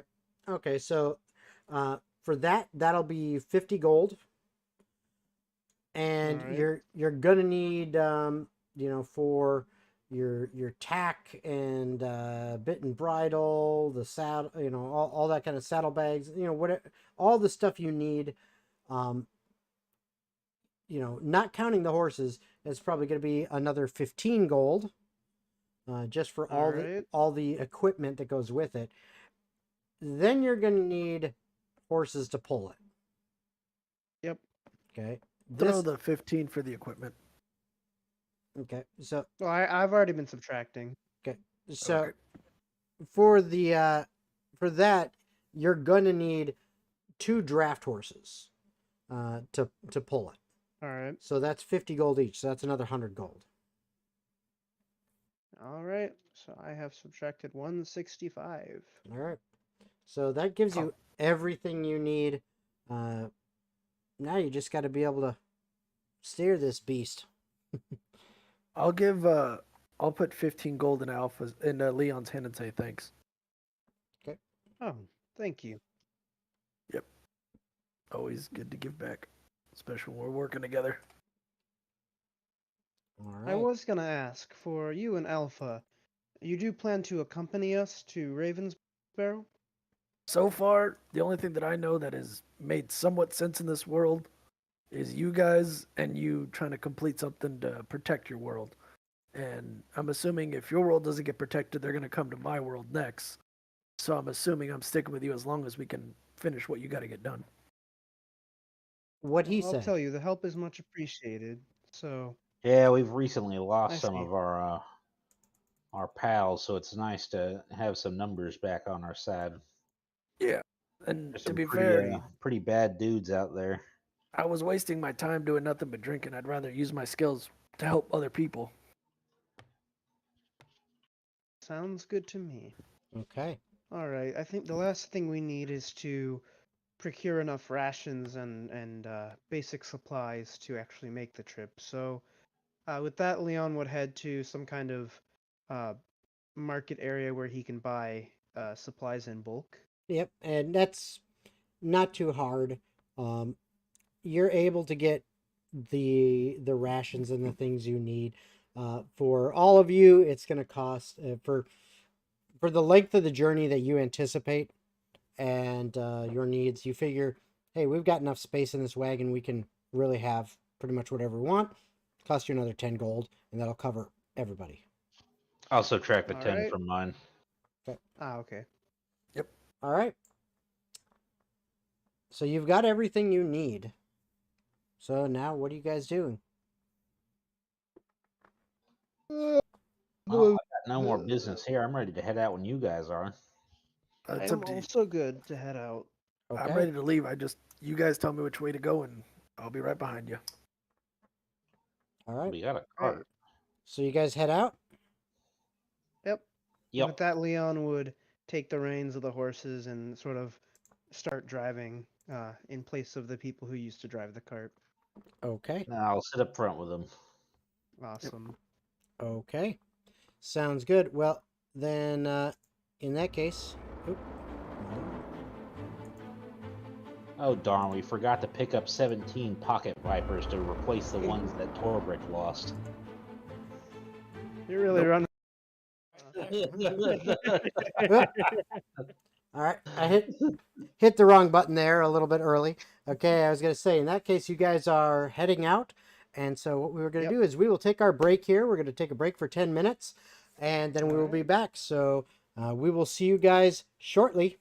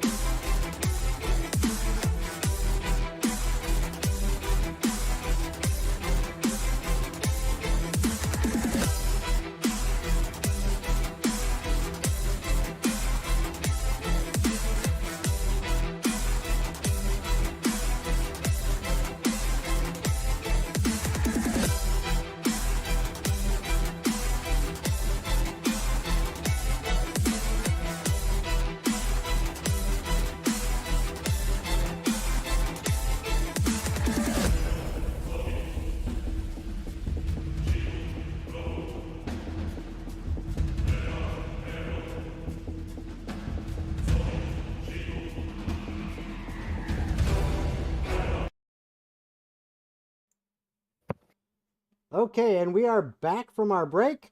Welcome back. Glad you guys are joining us. And once again, just as a reminder, anyone who wants to have influence on what's happening in the game, for example, things like, oh, you flipped the lever. What exactly happens? Oh, I hope it didn't cause poison gas to fill the room. Well, you could have made that happen, but you didn't act. So let's have some fun, guys. Influence the game, if you will. You can do that by watching on YouTube and using super chats.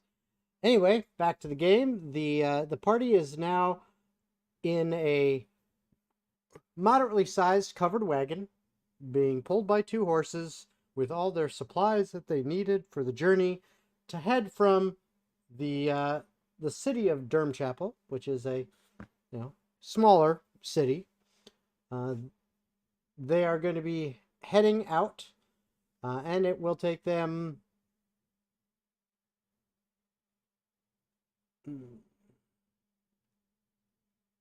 It will take them. 18. It will. Oh gods, I'm being taken. It'll take them approximately 30 days or so, 30 to 40 days of travel, to get from where they're at to Ravensbarrow, depending on depending on traffic, on the traffic lights. But no, depending on any obstacles that get in their way, bad weather, things like that, their cart getting stuck in the mud, things like that can slow them down. But Leon, kind of being in his stomping grounds now, at least a little bit, knows that this journey with a cart like this is probably going to take us around 30 days. It might be a little bit more.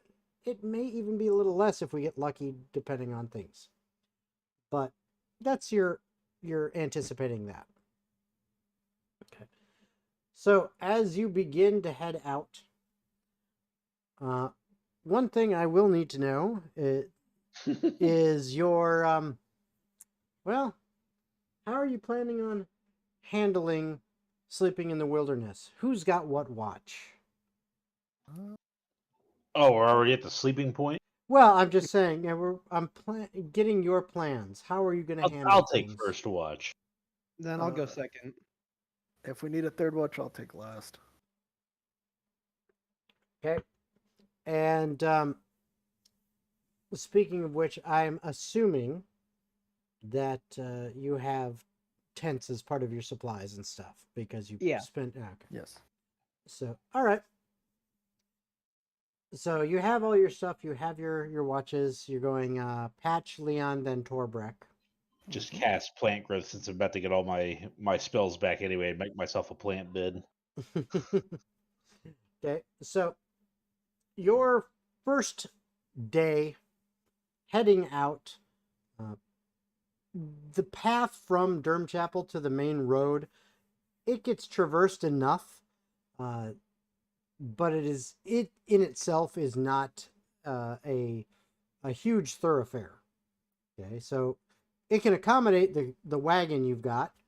There's enough room for wagons going each direction, but it is not like a major transportation hub. You do see some comings and goings along this road, but for the most part it is kind of peaceful, and there is a lot of forest around you, but it's open enough that you can easily traverse this path, and it's okay. There's not a lot of problems with it. You don't have a lot of potholes or sticking points or difficulty traversing it.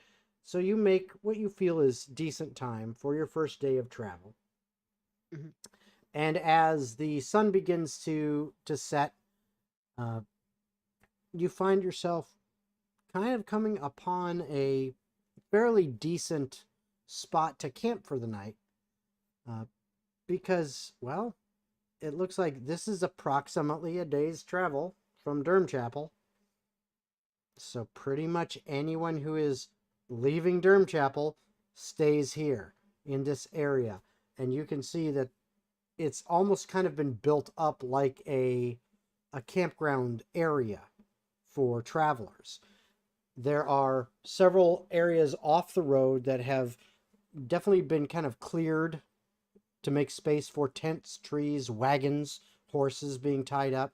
There's even what look like little fire pits that people have made, set up stones around to make a little fire pit, and maybe even laid some logs around for people to sit around while they're cooking on the fire, their dinner, and just, relaxing. And you do see there are a couple other wagons at this location. They've each kind of taken up, one or a couple spots here and there, but there's plenty around that you guys can find yourself a spot. All right. All right. Okay. You do see that it looks like you're just making an estimate. At least one of these is heading in the same direction as you, but the other one looks like maybe they're heading towards Durham Chapel, and they've already kind of settled in, got cook fires going, and you notice one of them seems to be a smaller group, 3 people, all human, and then the other one, however, which is going in the same direction as you estimate based on the way their wagon's facing in their campsite, is a mix of dwarves and human, and there are 9 of them and 2 wagons. And everybody's just kind of doing their own thing. All right. That's a big old group. I make Yeah. a comment to Leon just kind of looks over it and says, "Yep. Hopefully one day we might have a group that big." I kind of like our little tight knit group. Well, Yeah. personally, Still on I the fence think about our murderous new friends, but they're kind of growing on me. What'd you say? I whispered. You can't hear that. No, I'm just going, huh? Hole. No, Leon Ooh. just says, personally, I think the more the merrier. I've lived most of my life in solitude, so I'd like to be surrounded by as many close friends as possible. Yeah, that's fair. Be nice to have friends. Damn. Poor Alpha. Yeah, isn't Well, no, isn't no, no. Elf? The thing is, where I come from, I didn't live around many people. Friends are against the law. I didn't have time for friends. Like, I wasn't allowed to have many. I wasn't able to stay in a place long enough to make connection with someone to be a friend. We That were sounds roaming. kinda sad. My family used to roam around all the time, and I went Oh, from you had temple your to family. temple looking for stuff. Yeah, but then sooner or later, the more we traveled, the more each person found where they belonged. Look, But your but yeah, family just ditched? well, no, we understand that at some point your life is meant to do something. You're meant to go somewhere or help someone, or you deserve to be there. So we're not going to hold you back from that. We said our goodbyes and just let them continue on their journey. My adoptive family, uh, all stayed in the same place. That must But have been nice. well, it was until it wasn't, and then the stupid root started doing its thing, and now I'm looking for a way to cure them. So what's this route you're talking about? I didn't get. I just want to get a little bit more information. What you guys have been doing lately, so I know what we're looking for. Oh, it's like this demonic plant thing that causes all sorts of corruption around it. There's like this mean demon guy that has been making it pop up, and it just like destroys things, and it's been horrible. And also, there was these mean elf women that beat me up. I How recall did that. how did elf women beat you up? You I seem like you don't can hold actually your own. know. It just happened so fast. They had plot armor. Were you drinking too much? No, I don't actually drink that much. No, they sucker punched me. The root has many unwanted effects, from consuming it giving powerful visions. Not that I would know, but I've seen people who have consumed it, and they described having very powerful visions. To even, it seemed as if it had caused many people to transform into undead. So we're trying to do everything in our power to make sure that it doesn't spread any further. All right. Real quick, DM, what was the name of the demon guy? Which one? The guy we Uh, fought in the bar, the yeah. the Trying to Christian. find it in honeypot. my note. Christian. Christian, but I remember he went by a different name. Yes. Where's my damn book? Arcroth, right? Yes, that's it. Arcroft. That is correct. So, Leon, my cat's just scratching at the door, being a goober. Leon continues saying, there was this man by the name of Christian, though we now know a more fitting name is Arcroth. He is the demon that Patch was referring to. Demon He's a or big meanie. devil, I'm not sure which. DM. But yes, I couldn't have put it better myself. He is a big meanie. DM question. Mm-hmm. From traveling the Fey realm and learning what I could from where I was able to stay from time to time, does that name sound familiar in anything that I read or anything like that? No. Okay. Good to know. Well, what happened to the other two buddies? I'm assuming there was more of you. Yeah, one of So, them disappeared. I guess he went on business, and then the other one also went off on business, I guess. well, so there's a bit more than that. Um, I give the spark notes. yeah.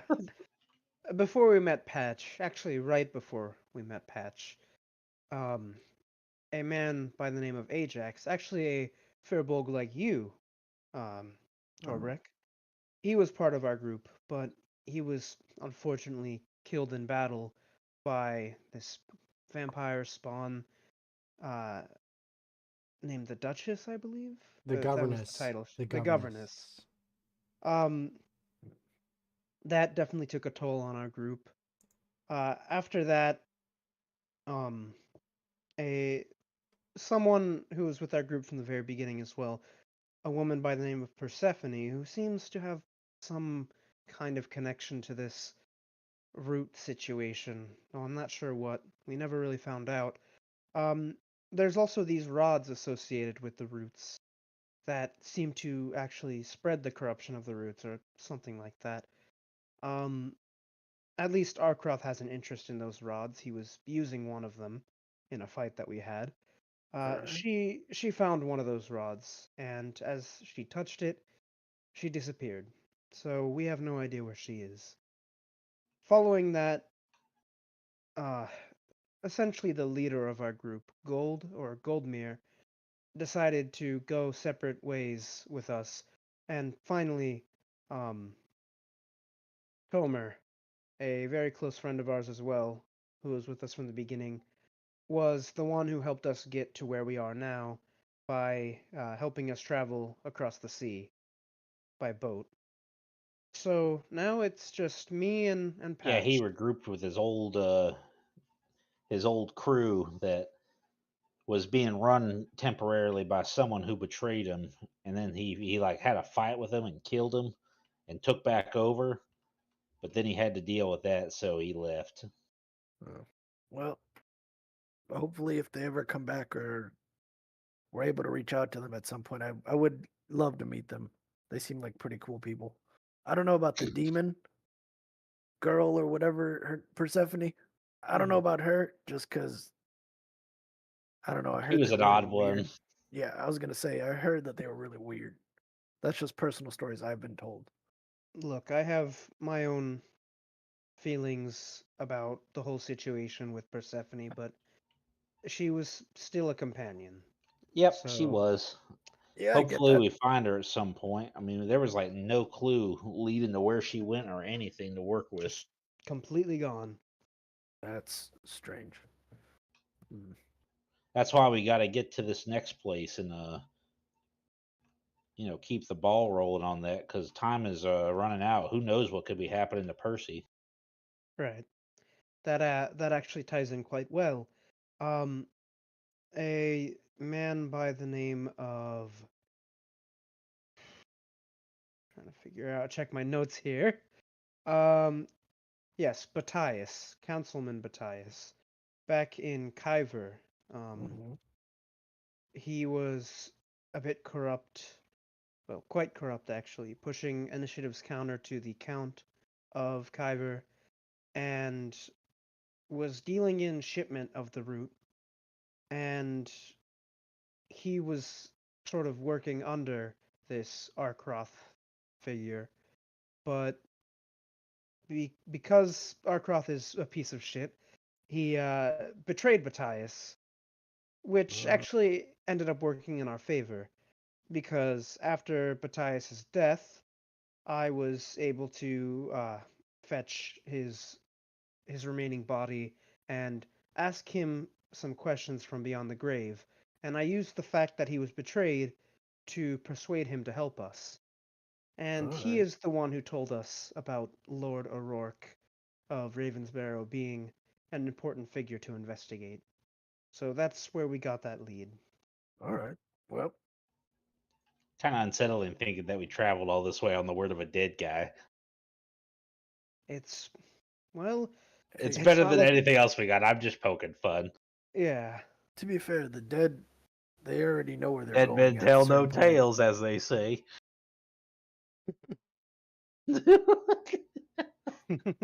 But yeah, yeah. It seems like you guys My are in buddy some Tover deep taught me shit. that one. He I was a think pirate of swords.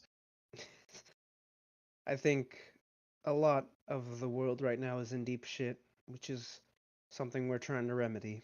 And it's getting deeper. Well,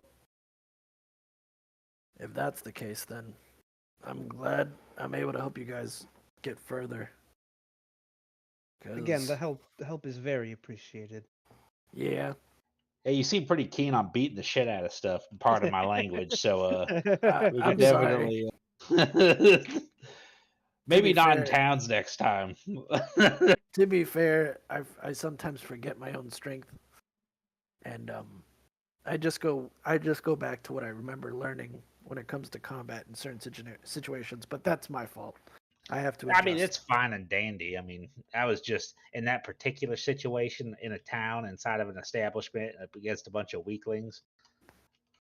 Well, so far, I don't think you've killed anyone along with us that was entirely innocent. So, Yeah, I'm gonna have to agree. That's good. I want to make sure I don't cause any harm to anybody innocent. mhm. There's no more need for more suffering in this world when there's already enough in it. Exactly. Now, it is getting pretty late, so we should probably start, heading to bed. All right. All right. Fair enough. And, if we've already set up camp, I'll take the first watch, fellas, and I'll just Yep. lean I'll be back up right against the before tree. dawn.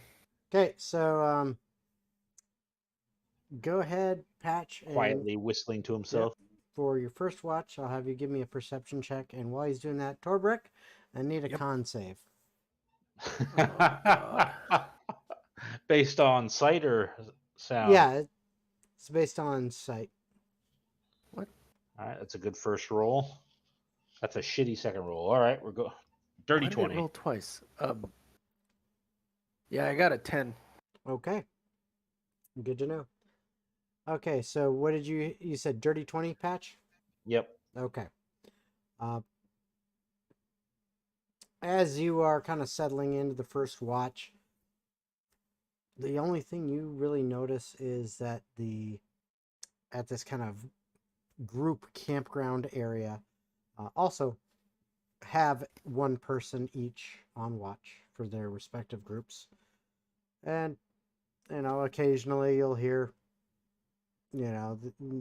someone shift a little bit in position or, move around a little bit or get up to maybe, go use a tree or something like that, But other than that, it's pretty uneventful watch. Goes I by make with, conversation with the watchman of the big group. Where are Okay. you all heading? You guys got a Uh, big old group. I like Yes. whisper shout. You do that, and he's like, huh? And he kind of puts his hand to his ear, and then just shrugs and just walks over there. And it is a dwarf. He is quite a stout young fellow. Well, you think he's young. His beard Young is for a dwarf. his beard is kind of short. Oh, he's a child. Is well, For a it's dwarf. Aren't they born with beards? no, not No. necessarily. That's That's stereotype. That's racist. I But told he's- you I was perpetuating Yes. stereotypes. But no, he's his beard is kind of short. You don't know if that's by choice or it's just he's kind of got that young looking face, you know. He doesn't look grizzled like you've heard dwarves are supposed to look like. So what are you all up to? You guys got a big old group over there. Yeah, we're heading out to trade. We're heading out to the big group of people convention. No, we're heading out to trade. We're going up to Wintersville. Ooh, what kind of stuff are you trading? Just anything cool? Random stuff. Wow. We got some chairs. That's I can't really Wow. use any chairs, but that's still cool. yeah, I'm but that's happy for that's y'all. like one of the things we got. It's that's what Flarnham he makes them. But Ooh, but that's his kind of thing. But we got all sorts of stuff. We got some rugs and one of our guys, we don't really like to talk about him, but he likes to tinker and he makes all sorts of weird shit. ooh, what kind of weird shit? He had this one thing. It's metal. It's about it like, and he holds his hand up and he kind of draws a circle in his palm. It's like it's about as big as my palm here, and it's about this thick. And he holds his fingers up. It looks to be about like an inch thick, and it's like this, and like it has this like he calls it a hinge, and you like unclasp it and it pops open on this hinge, and then inside there's all these weird spinning little circle things with points on them, and they move around. And then, like he says, you hold it and you look, and it tells you which direction is north. It's Ooh. weird. I don't know what it is, but it's weird. He says it works perfect. But, Is he selling it? well, yeah. That sounds interesting. I mean, how much? I don't know. You'd have to ask him. I'll go wake him up. No. Please? Not his Pretty turn. please. No. I You got can- money. Well, you could talk to him in the morning. I don't know. I might not be interested then. Well, then that's your loss. Well, it kind of sounds like your loss since you're the ones trying to sell. Not my loss. I didn't make that shit. So, do compasses not exist in this world? Not the way he described it. It's compasses, like a standard compass that you can, people understand that and that's being made. But this sounded, the way he described, he went in more detail than I really could. But the way he described it, it's very odd. It just, something about it seemed like that's weird. I mean, you know what a compass is. A compass points north. Why would I need all this other shit? So it's just weird. Yeah, but that sounds fancy, and I'm interested. Talk to You him. sure he doesn't want to? I mean, it'll be okay. I walk over to him. You start walking over. He grabs your arm and's like, no. In the morning. I was just doing what you said. Oh, okay. He's like, I'll talk to you later. And he turns and he walks back to his where his group is and sits down and just kind of keeps an eye on you. Patch sighs loudly. Other than that, your watch is relatively uneventful. Other than that interesting little encounter you had. I'm spurred. All right. I wake up Leon. Okay. So, Leon, it is your turn for watch. All right. Rolling perception. Okay. 12. 12. Okay. Once again, on your watch, doesn't seem to be anything out of the ordinary. Again, someone from each of the other two camps is awake and on watch as well. But other than that, nothing much happens during the night. All right. If Leon there's goes to wake up Torbrek. okay, so third watch comes around. Torbrek, go Oh, ahead and give me a perception check. All right. 19. Okay. What you do notice happens at pretty much the very end of your watch, as people are starting to wake up for the day to get ready. So you're starting to hear some movement occur in the other two campsites, as some people, the early risers are starting to get up a little bit. You actually hear some movement from Alpha, because Alpha didn't have a watch, so Alpha got plenty of sleep, and they're actually rising a little bit early as well.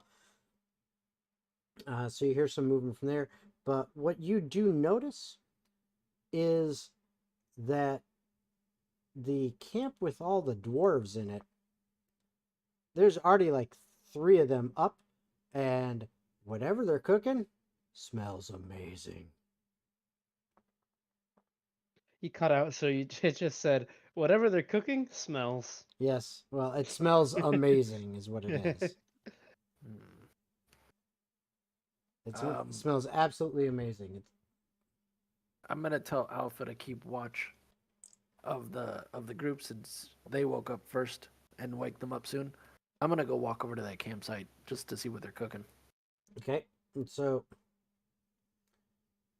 you walk over there, and as you approach, one of them looks up at you and goes, "Whoa! What the?" As he's kind of looking up at you. Morning. How's it going, fellas? Pretty good there, Pinky. Thank you. What you cooking? I don't know. We're just throwing together some bacon and stuff, just kind of clowning around. Would you care for something to wet your whistle while you're eating? Sure. Well, what you got? I brew my own personal brand of alcohol. Here, I'll let you guys have some. This isn't some kind of joke, is it? Nope. I actually brew my own personal liquor. Okay. Fair enough. And I will take out my personal stash of my homemade wine. Okay. He he takes a little bit as a sip. Give me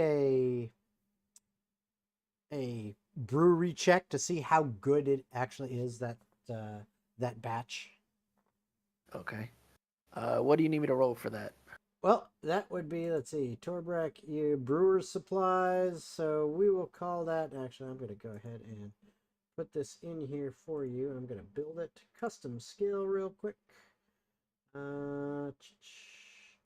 And edit. We're going to call that. Come on, stupid thingamabob. Come on. It's a thingamabob. Not the thingamabob. Not the thingamabob. God bless it. And we're going to put that under wisdom, because you need to be wise about how you create your stuff. And hold on, why does it say that? It said yes, proficient. And it should say plus. It should be +6. I don't know why it's not. showing up on the thing is +6. Maybe I need to refresh the page. Okay. You might need to refresh. Yep, there you go. Refresh your page. It should show up. You should have Brewer's Kit Check as a +6 that you can click on. Where is that located? On under? D&D Beyond. It's under your skills. It would be near the very, very bottom. Got it. Oh, 22. Okay, yeah, it's a very, very good batch. And as he takes a sip of it, he kind of, he's a little surprised, you can tell by his reaction. But then he smiles pretty big and he's like, that's good. Right. You interested in a trade, perhaps? What you got? Well, what kind of stuff are you interested in? We've got lots. We are traders. I got a question. Are any of you good at figuring out what a magic thing does? Like an item or something like that? Maybe Fizz Whistle. Yeah. If you could identify something for me, then we'll count that as part of the trade if you want to do something like that. I'll ask him. Hey! Right. Hey!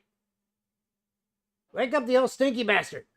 He shouts. He shouts at somebody else.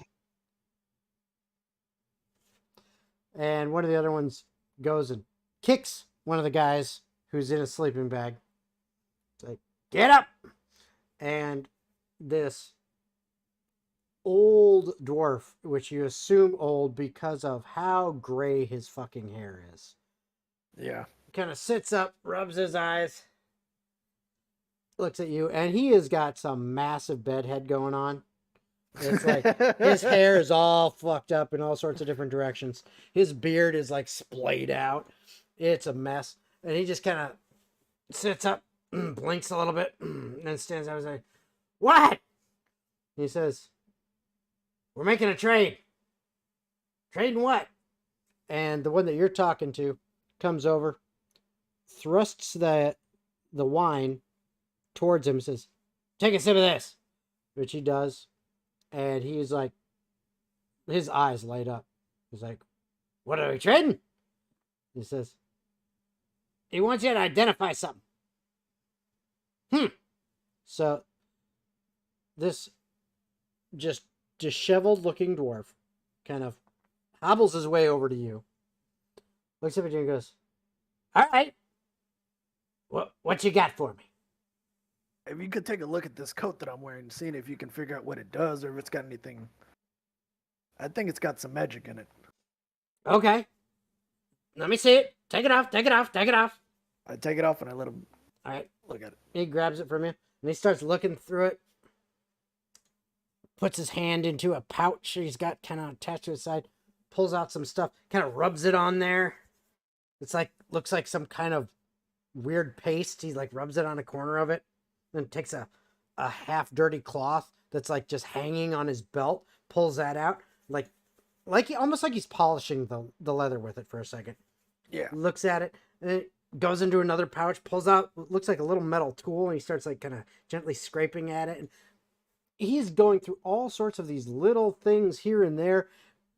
It takes him a good 10-15 minutes. All right. While he's doing that, the one you originally talked to, who introduces himself as Benston. I'm Torbreck. Yeah, he says, Torbreck, I'm Benson. Here.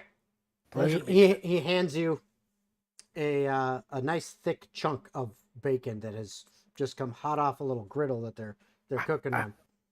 It's hot. It's hot. Yeah, but good, very good. Oh, you do know how to cook. Yeah, well, when you take a bite of it, this is not just bacon. This is, Logan, it's that orc bacon. Yeah, Nice. so it's thick bacon that's like cooked, with like brown sugar and maple syrup and everything. And it's like decadent. It's fucking amazing. And I'd love to make a whiskey out of this. That would be pretty good, I think, judging Yeah. based on what you already shared with me. Yeah. Yeah, you talk for a little bit. The rest of you are waking up at this point. So go ahead and give perception checks. Morning, everyone. Perception checks. Mm-hmm. Let's see. Come on, give my mouse back. 8 for Leon, 6 for Jonathan. Thank Okay. God for advantage. 2 nat ones in a row, huh? Mm. 2 3s in a row and the 1 perception. 2 nat ones in a row. Oh my Never god. a 20 though. Yeah. Well, So I got an 8. okay. So you guys notice that Alpha seems to be on watch, so to speak, and Torbrek is over at the other campsite seeming to talk to this other group. So he's a good like 30, 40 feet away talking to these dwarves. Oh yeah, right. I need to go talk to that one guy. But that's all you really notice. Okay. I'm gonna hop up and walk over to that one dwarf that was pointed out to me in the night. Okay. So, and apparently Leon is stabbing things. What? Oh no, I was rolling stuff on D&D Beyond. I know. so- I was like, what are you stabbing? I'm like, who you killing? Turkey. But so you start walking over that way. About the time you get over there, Fizz Whistle comes Piss back. whistle? It's Fizz Fizz Whistle comes back over to you, Torbrek, with your coat, and he says, "It's just a nice coat." It's just a nice coat. Yeah. And there's definitely not 17 Yeah, pocket vipers. Are you trying to play some kind of joke on me? No, You're my not- hair- You're not some kind of My- clown. no, my hair did not look like this 2 days ago before I found that coat. I wore it Oh. for one day, went to sleep, and now my hair's like this. Okay. Interesting. That's not. Yeah. That's not a kind of hairstyle even I'd go with. Yeah. And he just hands it back to you, the coat back to you. Patch, you now are kind of over by the dwarfs group. Most of them are awake now. There's Is Piss Missile the one I'm going after as well? yes. As you walk over to him, he's standing over by Torbrek. I need a perception check from you, Patch. I can't possibly roll. Wow. All right. Advantage, please. Wow. Below 10 4 times in a row. 16. Yeah, that's you're not gonna miss this. Good. I hate missing things.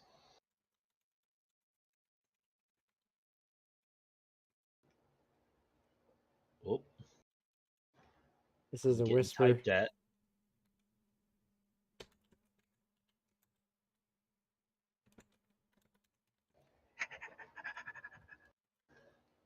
Let's look up and see fucking Logan's shirt staring me into the soul.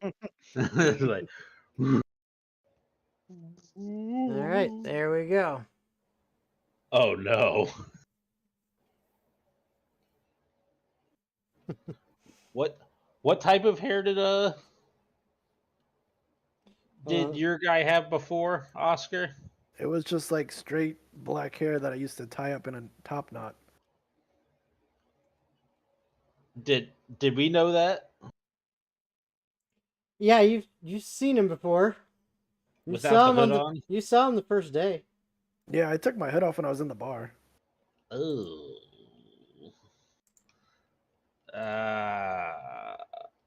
You know what? Yeah. There you go. That'll give you a visual. Yeah. As Patch notices you see him wince like, ooh, What you wincing at? your hair's not looking so good, bud. What Your do you hair's mean? not actually looking like hair anymore, actually. Can I touch the top of my head? Mhm. Okay, so as you touch the top of your head and are able to feel what it feels like, hold on.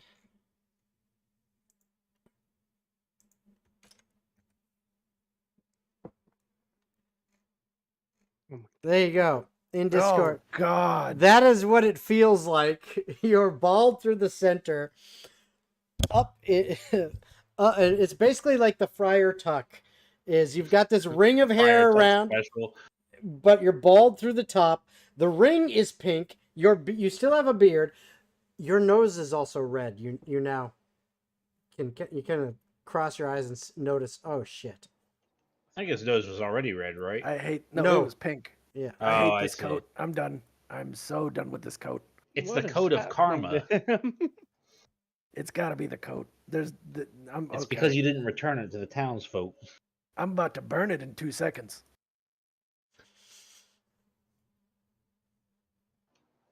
Well, I mean, yeah, I don't blame you. I'd freak out if I looked like that. Okay. You have fun here. I'm gonna go walk back to camp. I'm gonna put on my normal robes, put my hood up, and I'm gonna put the jacket in the fire. Okay. Hey, are you a fizz whistle? Well, first off, you've never heard that name. Oh, he didn't tell me that in the night. Oh in wait, no. casual conversation. Actually, I think he did. He pointed him out. I mean, he would. pointed, You yeah. didn't actually say it. Yeah, but I didn't actually. I assumed that he That's would have. fine. Yeah. So yeah, sure enough. Yeah, he said, "Yeah." You know, I'll play it in character. He didn't say it, so I'm like, "Are you the guy that does the contraptions and stuff?"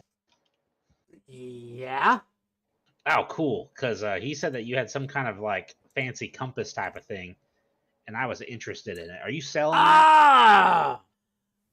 Yes, I am. What does it do exactly? Is it just a compass, or does Oh it do no, like no, something else? no. Ooh, Much more than that. He pulls it out of his pocket and he shows you. He says, "This is my personal one, but I have 3 others." And you see, it looks kind of like a disc that is like in the center of it. It's kind of like 1 inch thick, but then as it goes towards the edges, it gets thinner. So I mean, it's kind of a disc. It's probably about 3 inches, 4 inches in diameter at most. And he presses a kind of a little button on the side of it. Okay, like just underneath the lower edge, and the top pops open on a hinge.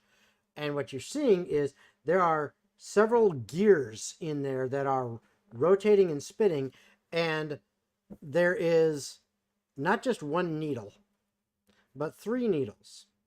Okay, 1 needle. triple north. Well, one needle is pitch black and goes from the center to the outer edge. Okay. It's a clock. What? No, hold on. 1 needle, okay, is red and goes from the center to the outer edge. Another needle is blue and goes from the center to halfway to the outer edge. Okay. Mhm. And then what he does is he says, "Now watch." And he turns, and you can see the black needle adjusts as these gears are spinning, and it points. And give me a nature check. See, you'd think I'd be good at these, Well, and you know, you'd be right. Yeah. Unless I'm not. 8. 8 is Oh man, that's like 5 or 6 below 10s in a row. it's not that hard to do. This is a DC 5. You know Thank which way God. you know which way north is. I could not have failed that then. Yeah. Well, okay. See, there you go. But you know which way north is. That black needle is pointing north. At the same time, the red needle is in one position. Okay, and the blue needle is in another. Okay, and if you watch them closely, they are. One of them seems to be moving. It takes approximately 60 seconds, you would guess, for one of them to move just a little bit. And then 60 seconds later, it moves another little It's bit. a clock. And then he says, so it's doing both. Then he says, and watch this. And he pushes another button. And what you see is the gears inside there. Each one of them is a different shade of going from basically different shades of colors, going all the way from kind of a white through the rainbow colors, okay, going around. Gamer colors. No, but kind of going around it.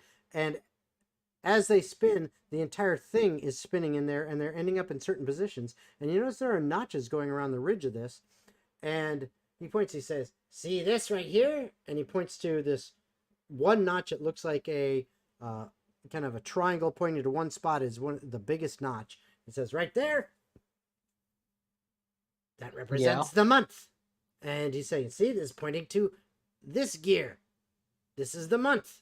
You know, and you realize this thing tells you the calendar, month, day, year, exact time, and points to true north. Ah, that's so cool. How much for it?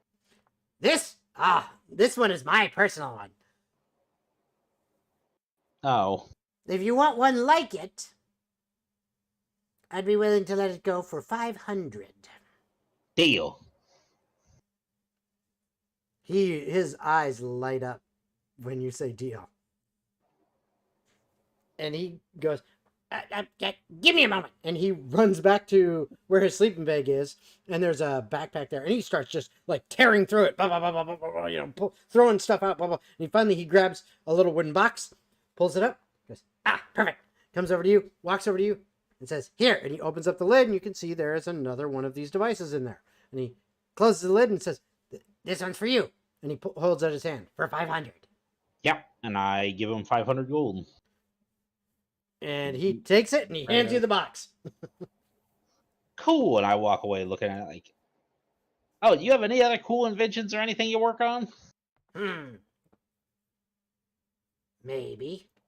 I don't get to see stuff like this too often. It's kind of fun. Maybe. Depends on how much gold you got. Or if you got something else neat to trade. Nah, that depends on what you got. I might have more gold, or I might have neat things. I'll tell you what, show me something neat, and I'll show you something neat. I mean, I have more gold. I'd like to see something neat instead. I mean, I could show it to you, but I'm not forking it over. I show him the wand of lightning bolts. Ooh. These are rare. Yeah, it just kind of showed up on the boat one day when we were traveling. Which actually reminds me, I need to roll for its charges again. Yes, you do. Wow, max 7 charges. Oh, cool. jeez. Nice. I mean, it only needed 3 more from the last roll Okay. since it's been 2 days. But So he pulls out something else out of his backpack. He goes and grabs it, brings it over, pulls something else out of his backpack. And he says, watch this. And he grabs it. Is about the size of a banana. banana for scale? Yeah, banana for scale. It's about the size of a banana. And it's got this little hand crank on the side. And he cranks it and cranks it and cranks it and cranks it. And then he pops the top off. And what you see is there's like these little sharp edges on it. And he goes, watch this. And he begins to trim the edges of his beard. You know, our buddy over there might be able to use that to shave off the rest of what little hair he has left. Yeah. This could do it. I'll let him know in case he's interested. All right. Okay. Very cool, though. Thanks. Not a problem. And I'll pop over there.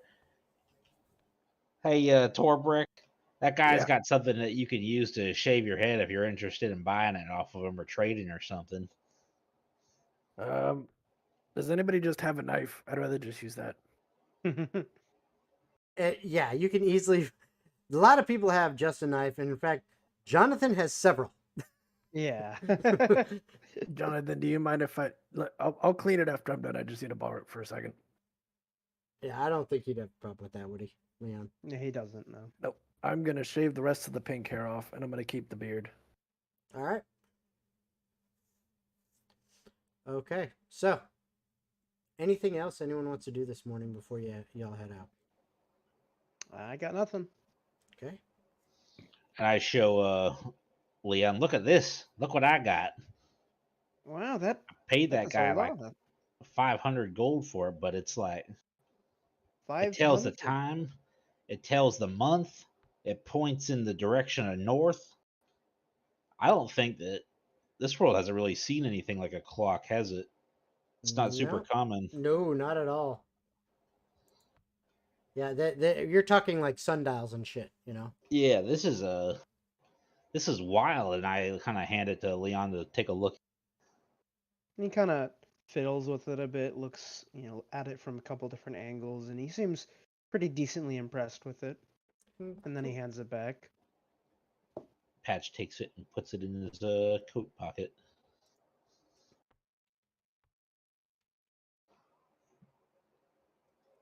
Okay. Let's see. How do I add that? Add item pocket watch. I'll put it together for you and I'll add it to your Sweet, thank sheet, you. so don't worry about that. Okay. All right. Now, ready to roll. And I did send a Discord message to y'all. I want to see if the necklace or if the belt has anything. I thought we already detect magic on the belt. Yep. Nothing. That's true. Never mind. No, I got nothing. The stupid coat. You Freaking had hate it. the stones were also magical, if you wanted to. Ah, that's right. Somebody wants to take care of the stones, but I'm Oh burning yeah, the the stove. stones. I go back over to Piss Missile. Hey, I kind of overheard before that you could see if something was magic or not. Apparently, these things are magic in nature. I don't really know what they do or what they're for. Maybe you could take a look at them for me if I pay you like a few gold or whatever. Okay, 10 gold. Deal. Okay.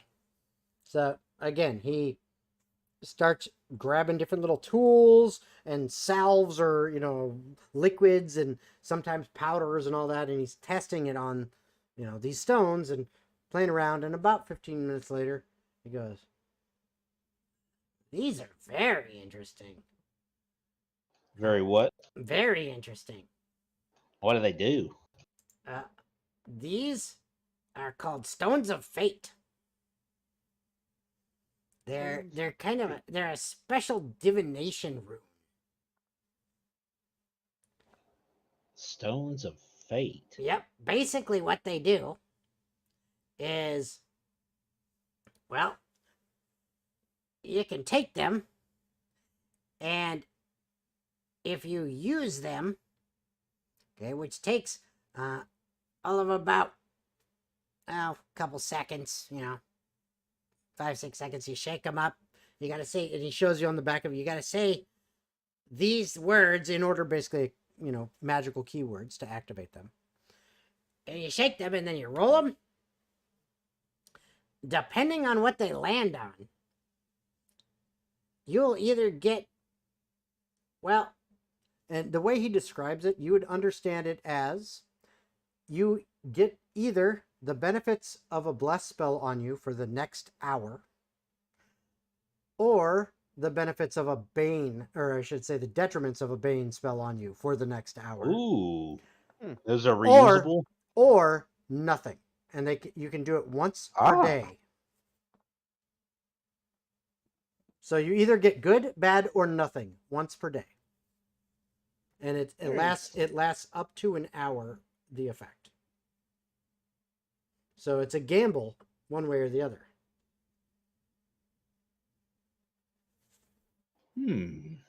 That's pretty neat. Mm-hmm. Although that's kind of scary thinking about all the bad luck I had right after I picked them up.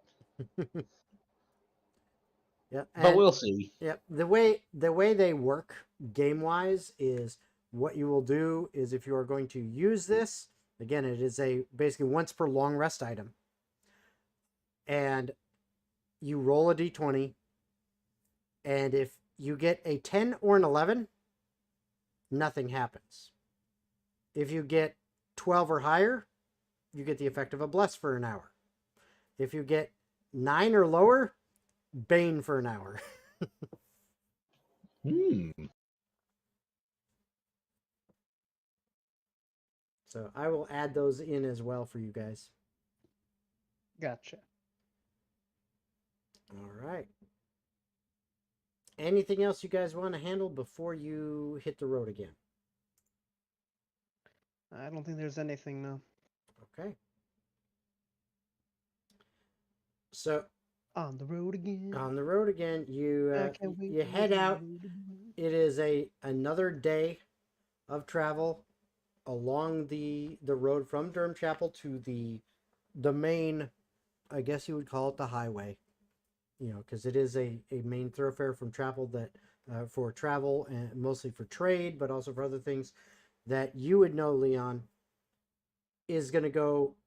This main road connects Ravensboro all the way down into Overshore, and then from Overshore through Parbridge to Kyver to Whaling, and then it gets on to the continent of Eotris from that point. It also connects from Ravensboro up to Duskvale. Mhm. Okay, so and it goes past some other major places like West Bank and stuff like that. So there are some other towns and large cities that are along this main road. But this is kind of the main method of travel and land-borne trade routes that happen. Okay. Gotcha. All right. So that's why seeing a trader on on the road from the Durham Chapel area, they probably came from somewhere else, went to Durham Chapel, did some trading, and are heading out to either go north towards Ravensboro or follow the road south and head towards West Bank and Overshore. Okay. So with the second day of travel, their 2 wagons are behind you guys. Being only 1 wagon, it's a little easier for you to maneuver. They have to, they're trying to stay together.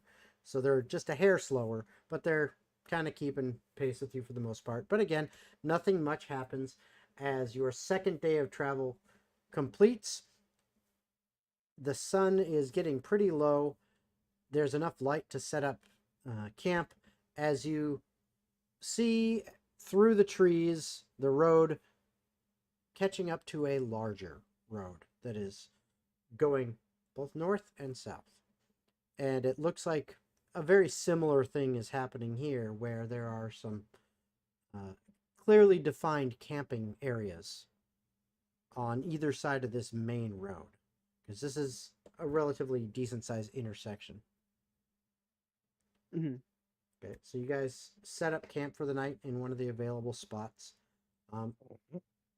The only other group here at the time is the dwarves. Not unheard of, but this is now a major transportation route. You would have thought there might have been more, but no, it's just you guys so far. Okay. So as you make camp for the night, you're keeping the same watch rotation? Yeah. Okay, so go ahead, Patch, give me your You got perception it. checks.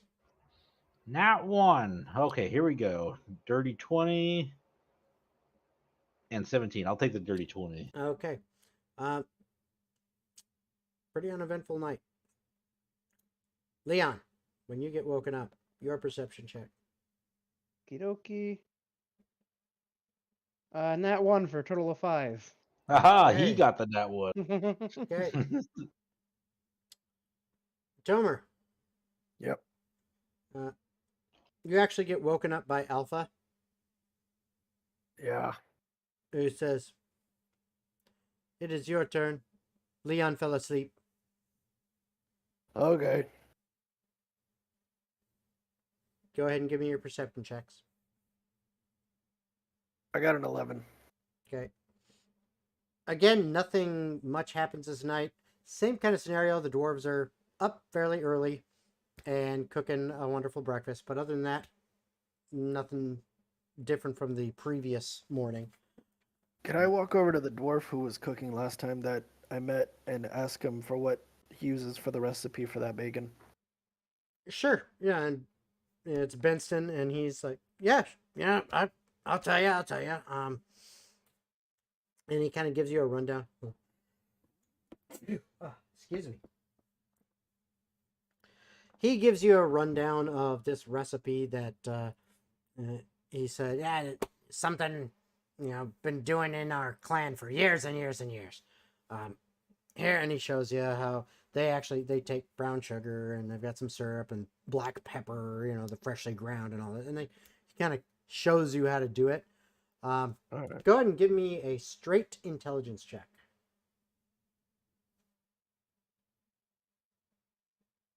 God damn it. A 6. Okay. Woo.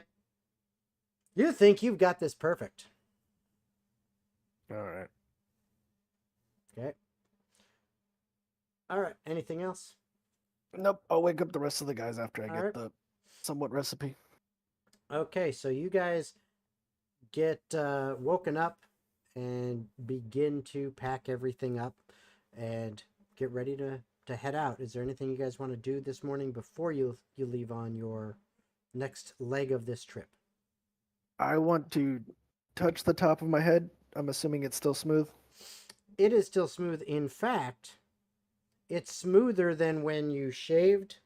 It's like all the hair has fallen out around the sides of it. Like, so even, as close as you shaved, like the hair and the follicles, you'd imagine it would get stubble, but no, it's like it's completely smooth, like it all fell out. Your Okay. beard's still there. Is it still? The Can I pink is kind of fading. flip it over? The pink is fading. Okay. It But- was the jacket. But now I need a con save. Oh, Oh God. You die. I got a 13. Okay. Good to know. GTK. Am I just gonna look like a naked mole rat for the rest of the game? No, not necessarily. But yeah, that's it. I'll help pack stuff in the wagon, make sure we put out the fire properly, and be like, all right, I'm good to go. Okay. Anybody else? No, I got nothing. Okay. So, you guys get everything going, and you start getting ready to head north. And the dwarves actually stop you for a second, say, nice to meet you. Hope you had fun. We're actually heading south, but have safe journeys, and maybe we'll meet up again sometime in the future. Who knows? Safe travels. Okay. Yep. And they start heading south while you head north. Now, from where you're at that it is probably going to take a good 10 days or so before you are going to see any civilization. The next city on the way is Arncross. Arncross is a little bigger than Durham Chapel, but it's How do you spell that? Arncross. All right, that's what I figured. It's a little bigger than Durham Chapel, and it's up to you when you get there if you want to, stable the wagon and horses for a night and actually get a good night's sleep in an inn and tavern or whatever, and have, nice meal there, or, park outside of the town and rough it with because you did buy plenty of supplies that you could do that. It's up to you how you want to handle it, but you have to get there first. And as you're traveling along this road, again, it's going to be about 10 days worth of travel. So what I'm going to have you do during this travel is each one of you will roll once. We'll keep it the same as your watches for the evening. This is a straight D20 roll, so we're going to go Patch. You're rolling for the morning time, Leon for the afternoon, and Torbrek Any modifiers or just a straight roll? straight roll. Oh, baby. Okay, so Woo! day one on the Oh. main highway, Patch. Bad news, everyone. I got an 8. Okay. If I had rolled just a little bit further, it would have been a nat 20. Okay. Don't know what that means for that Mhm. type of roll, but it would have been. Okay. Leon, your turn. All right. 13. Okay. Torbrek, your turn.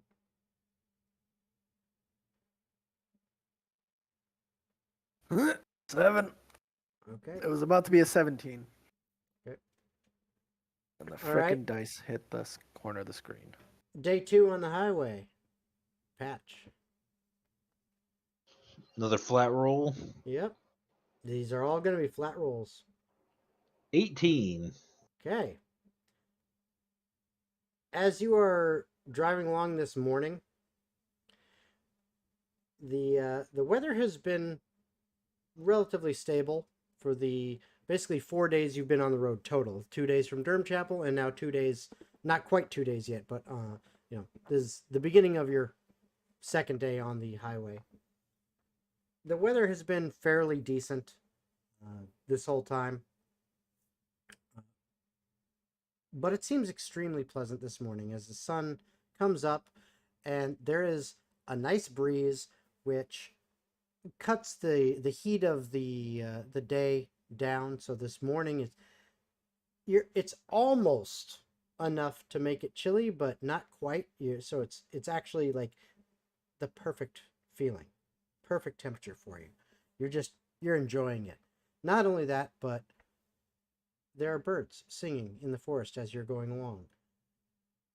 This is And amazingly pleasant. yeah, and it's just Nice. it's a very, very nice day.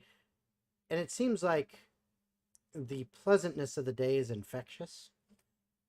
Your horses seem like they are just light on their feet and having no problems with this moving the wagon at all. You feel like you're making really good progress today. Good job, fellas, I say to the horses. Midday, Leon. All right.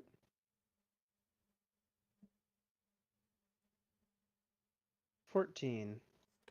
Okay. It's going through the middle of the day. You guys have been going quite a while, and as you stop and break for lunch, it's the day is nice, but it's not as nice as it was this morning. It's gotten a little warmer out. The breeze dropped off just a little bit, and the horses have been slogging along the whole time, so they're getting a little bit tired. So you still make decent progress, but it doesn't feel like you've been going as well as you were. Okay. All right. Torbrek, evening. 18.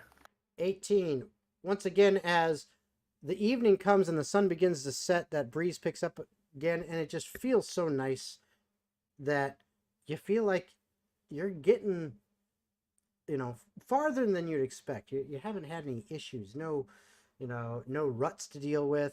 And in fact, there has been a little bit of traffic on this main road, but it's not like anything major. So you haven't seen a ton of other travelers on the road. It's been almost a pleasant solitude for your group. And that's the end of the second day.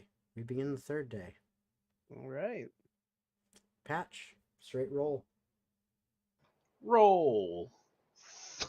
3. Okay. As you I have a heart attack. as you get up this morning and pack everything up and begin to get going, there's a little something in the air today. It feels a little bit oppressive. You're not sure what it is. You've got it might be the kind of the morning fog and mist. There's just kind of hanging gently in the air. Not enough to make it hard to see, but you can't see quite as far as you would. And it's just something a little bit oppressive. And as you're making your way along the road this morning, I need perception checks from everybody based on sight. One more time.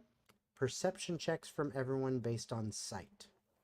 All I right. got A a second 13. 3 in a row. Oh, and then a nat 20. Finally. Okay. 27. 11 for Leon and nat 20 for a total of 25 for Jonathan. Oh, wow. Okay. So we got Thir- 25 for Jonathan, 11 for Leon. Patch, your head 20 what? 27. I got a nat 27. 20. Yep. And Torbrek? 13. Okay. So, for Jonathan and Patch, you happen to be driving, Patch, so you're kind of paying attention out the front. And Jonathan is kind of sitting in the wagon behind you, but he happens to be looking out the front, just enjoying, the view. I've picked up on how to drive from Leon. Anyone can actually drive a wagon. It's simple. It's Fair enough. you need to have the skill of vehicles, land vehicles, in order to drive it in, like, oh, we're being chased and I'm trying to make evasive maneuvers or stuff like that.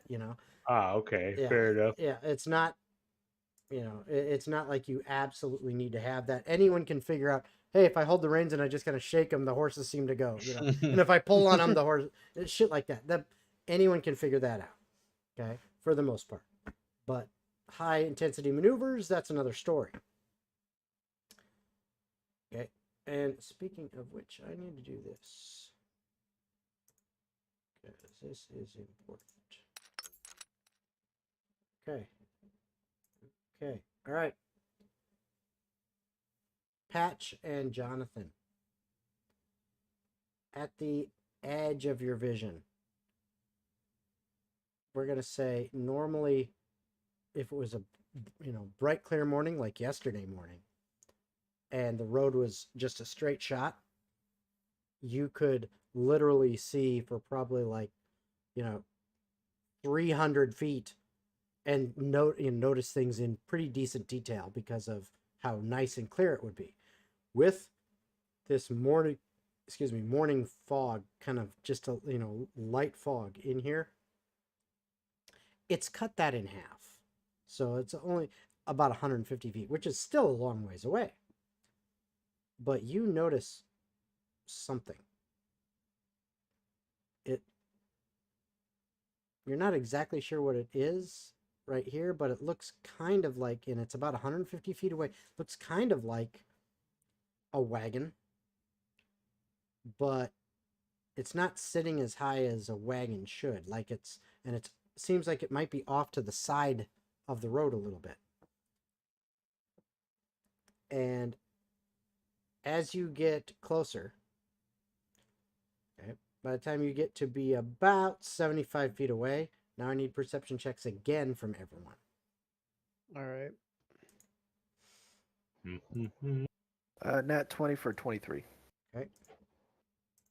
And nat 20 for a 24 from Leon. God Wow. damn, we all rolled nat 20s on this fucking Oh, you're fucking kidding me. perception. And an 18 for Jonathan. Oh, wow. I just rolled a 20 as well. Oh my god, it was so close to another nat 20. If I had rolled even Okay. a millimeter more. Okay. So, this is what happens. As you get within 75 feet. A 21 on that Okay. last What roll. was the lowest roll out of you guys? I got a 23. 21. 18 for Jonathan was the lowest roll. Okay. So, yeah. All of you can now are kind of paying attention because Patch and Jonathan first kind of, hey, what's going on up there? And you guys started looking. And as you cut the distance in half and you're about 75 feet away, you all notice it looks like this wagon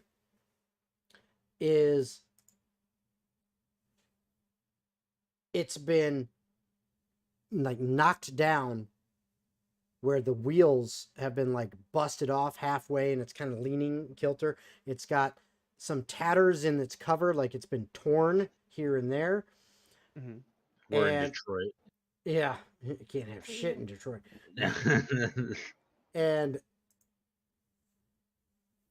you see a little bit of movement going back and forth kind of in the trees around it. At the same time, your horses start to kind of balk at moving forward and making noise. You know, they're kind of they're definitely nervous. Something Can I is try frightening handle them. animal to try and calm them down? Yes, you can. Come on, big money, small money, 11. Okay. They calm a little bit, but they're still very much on edge. I'm trying. Okay. And at that point, let's see here. This will be this.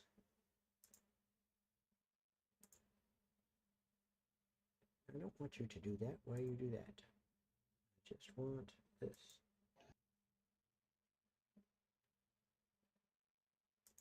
Fine, I will roll it separately if you're going to be a dick.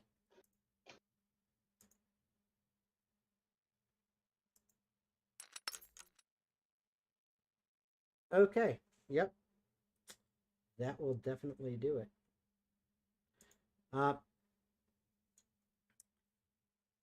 You now see, as the horses are kind of spooking and making noise, you're still moving a little bit forward, but much, much slower. They've kind of stopped your normal progress. 3 winged creatures with leathery skin and rows of sharp teeth as they open their lizard-like maws come flying out of the trees towards you as you see 3 wyverns making a beeline Ooh. right for you guys. Ooh. Oh shit. And that is where we are going to end for tonight. Oh, Okay. and that's when I started blasting. Anyways, I started blasting. All right, so that is where we're going to end for the night. I want to thank anyone who is watching. I hope you enjoyed. I hope you had a good time. I hope you guys had a good time as well. Oh, yeah. And good. And once again, there will be a game unless something comes up, but we'll keep you informed. We are scheduled for another game a week from tonight, so November 2nd, I believe it is. And then there will be no game on the 9th. So one more game on the 2nd, and then we got no game on the 9th, and then another one on the 16th, and then it's Thanksgiving. So that's kind of how it's going. So hopefully we will see you next week, and you'll find out, are they going to be able to handle these wyverns or not? Anyway,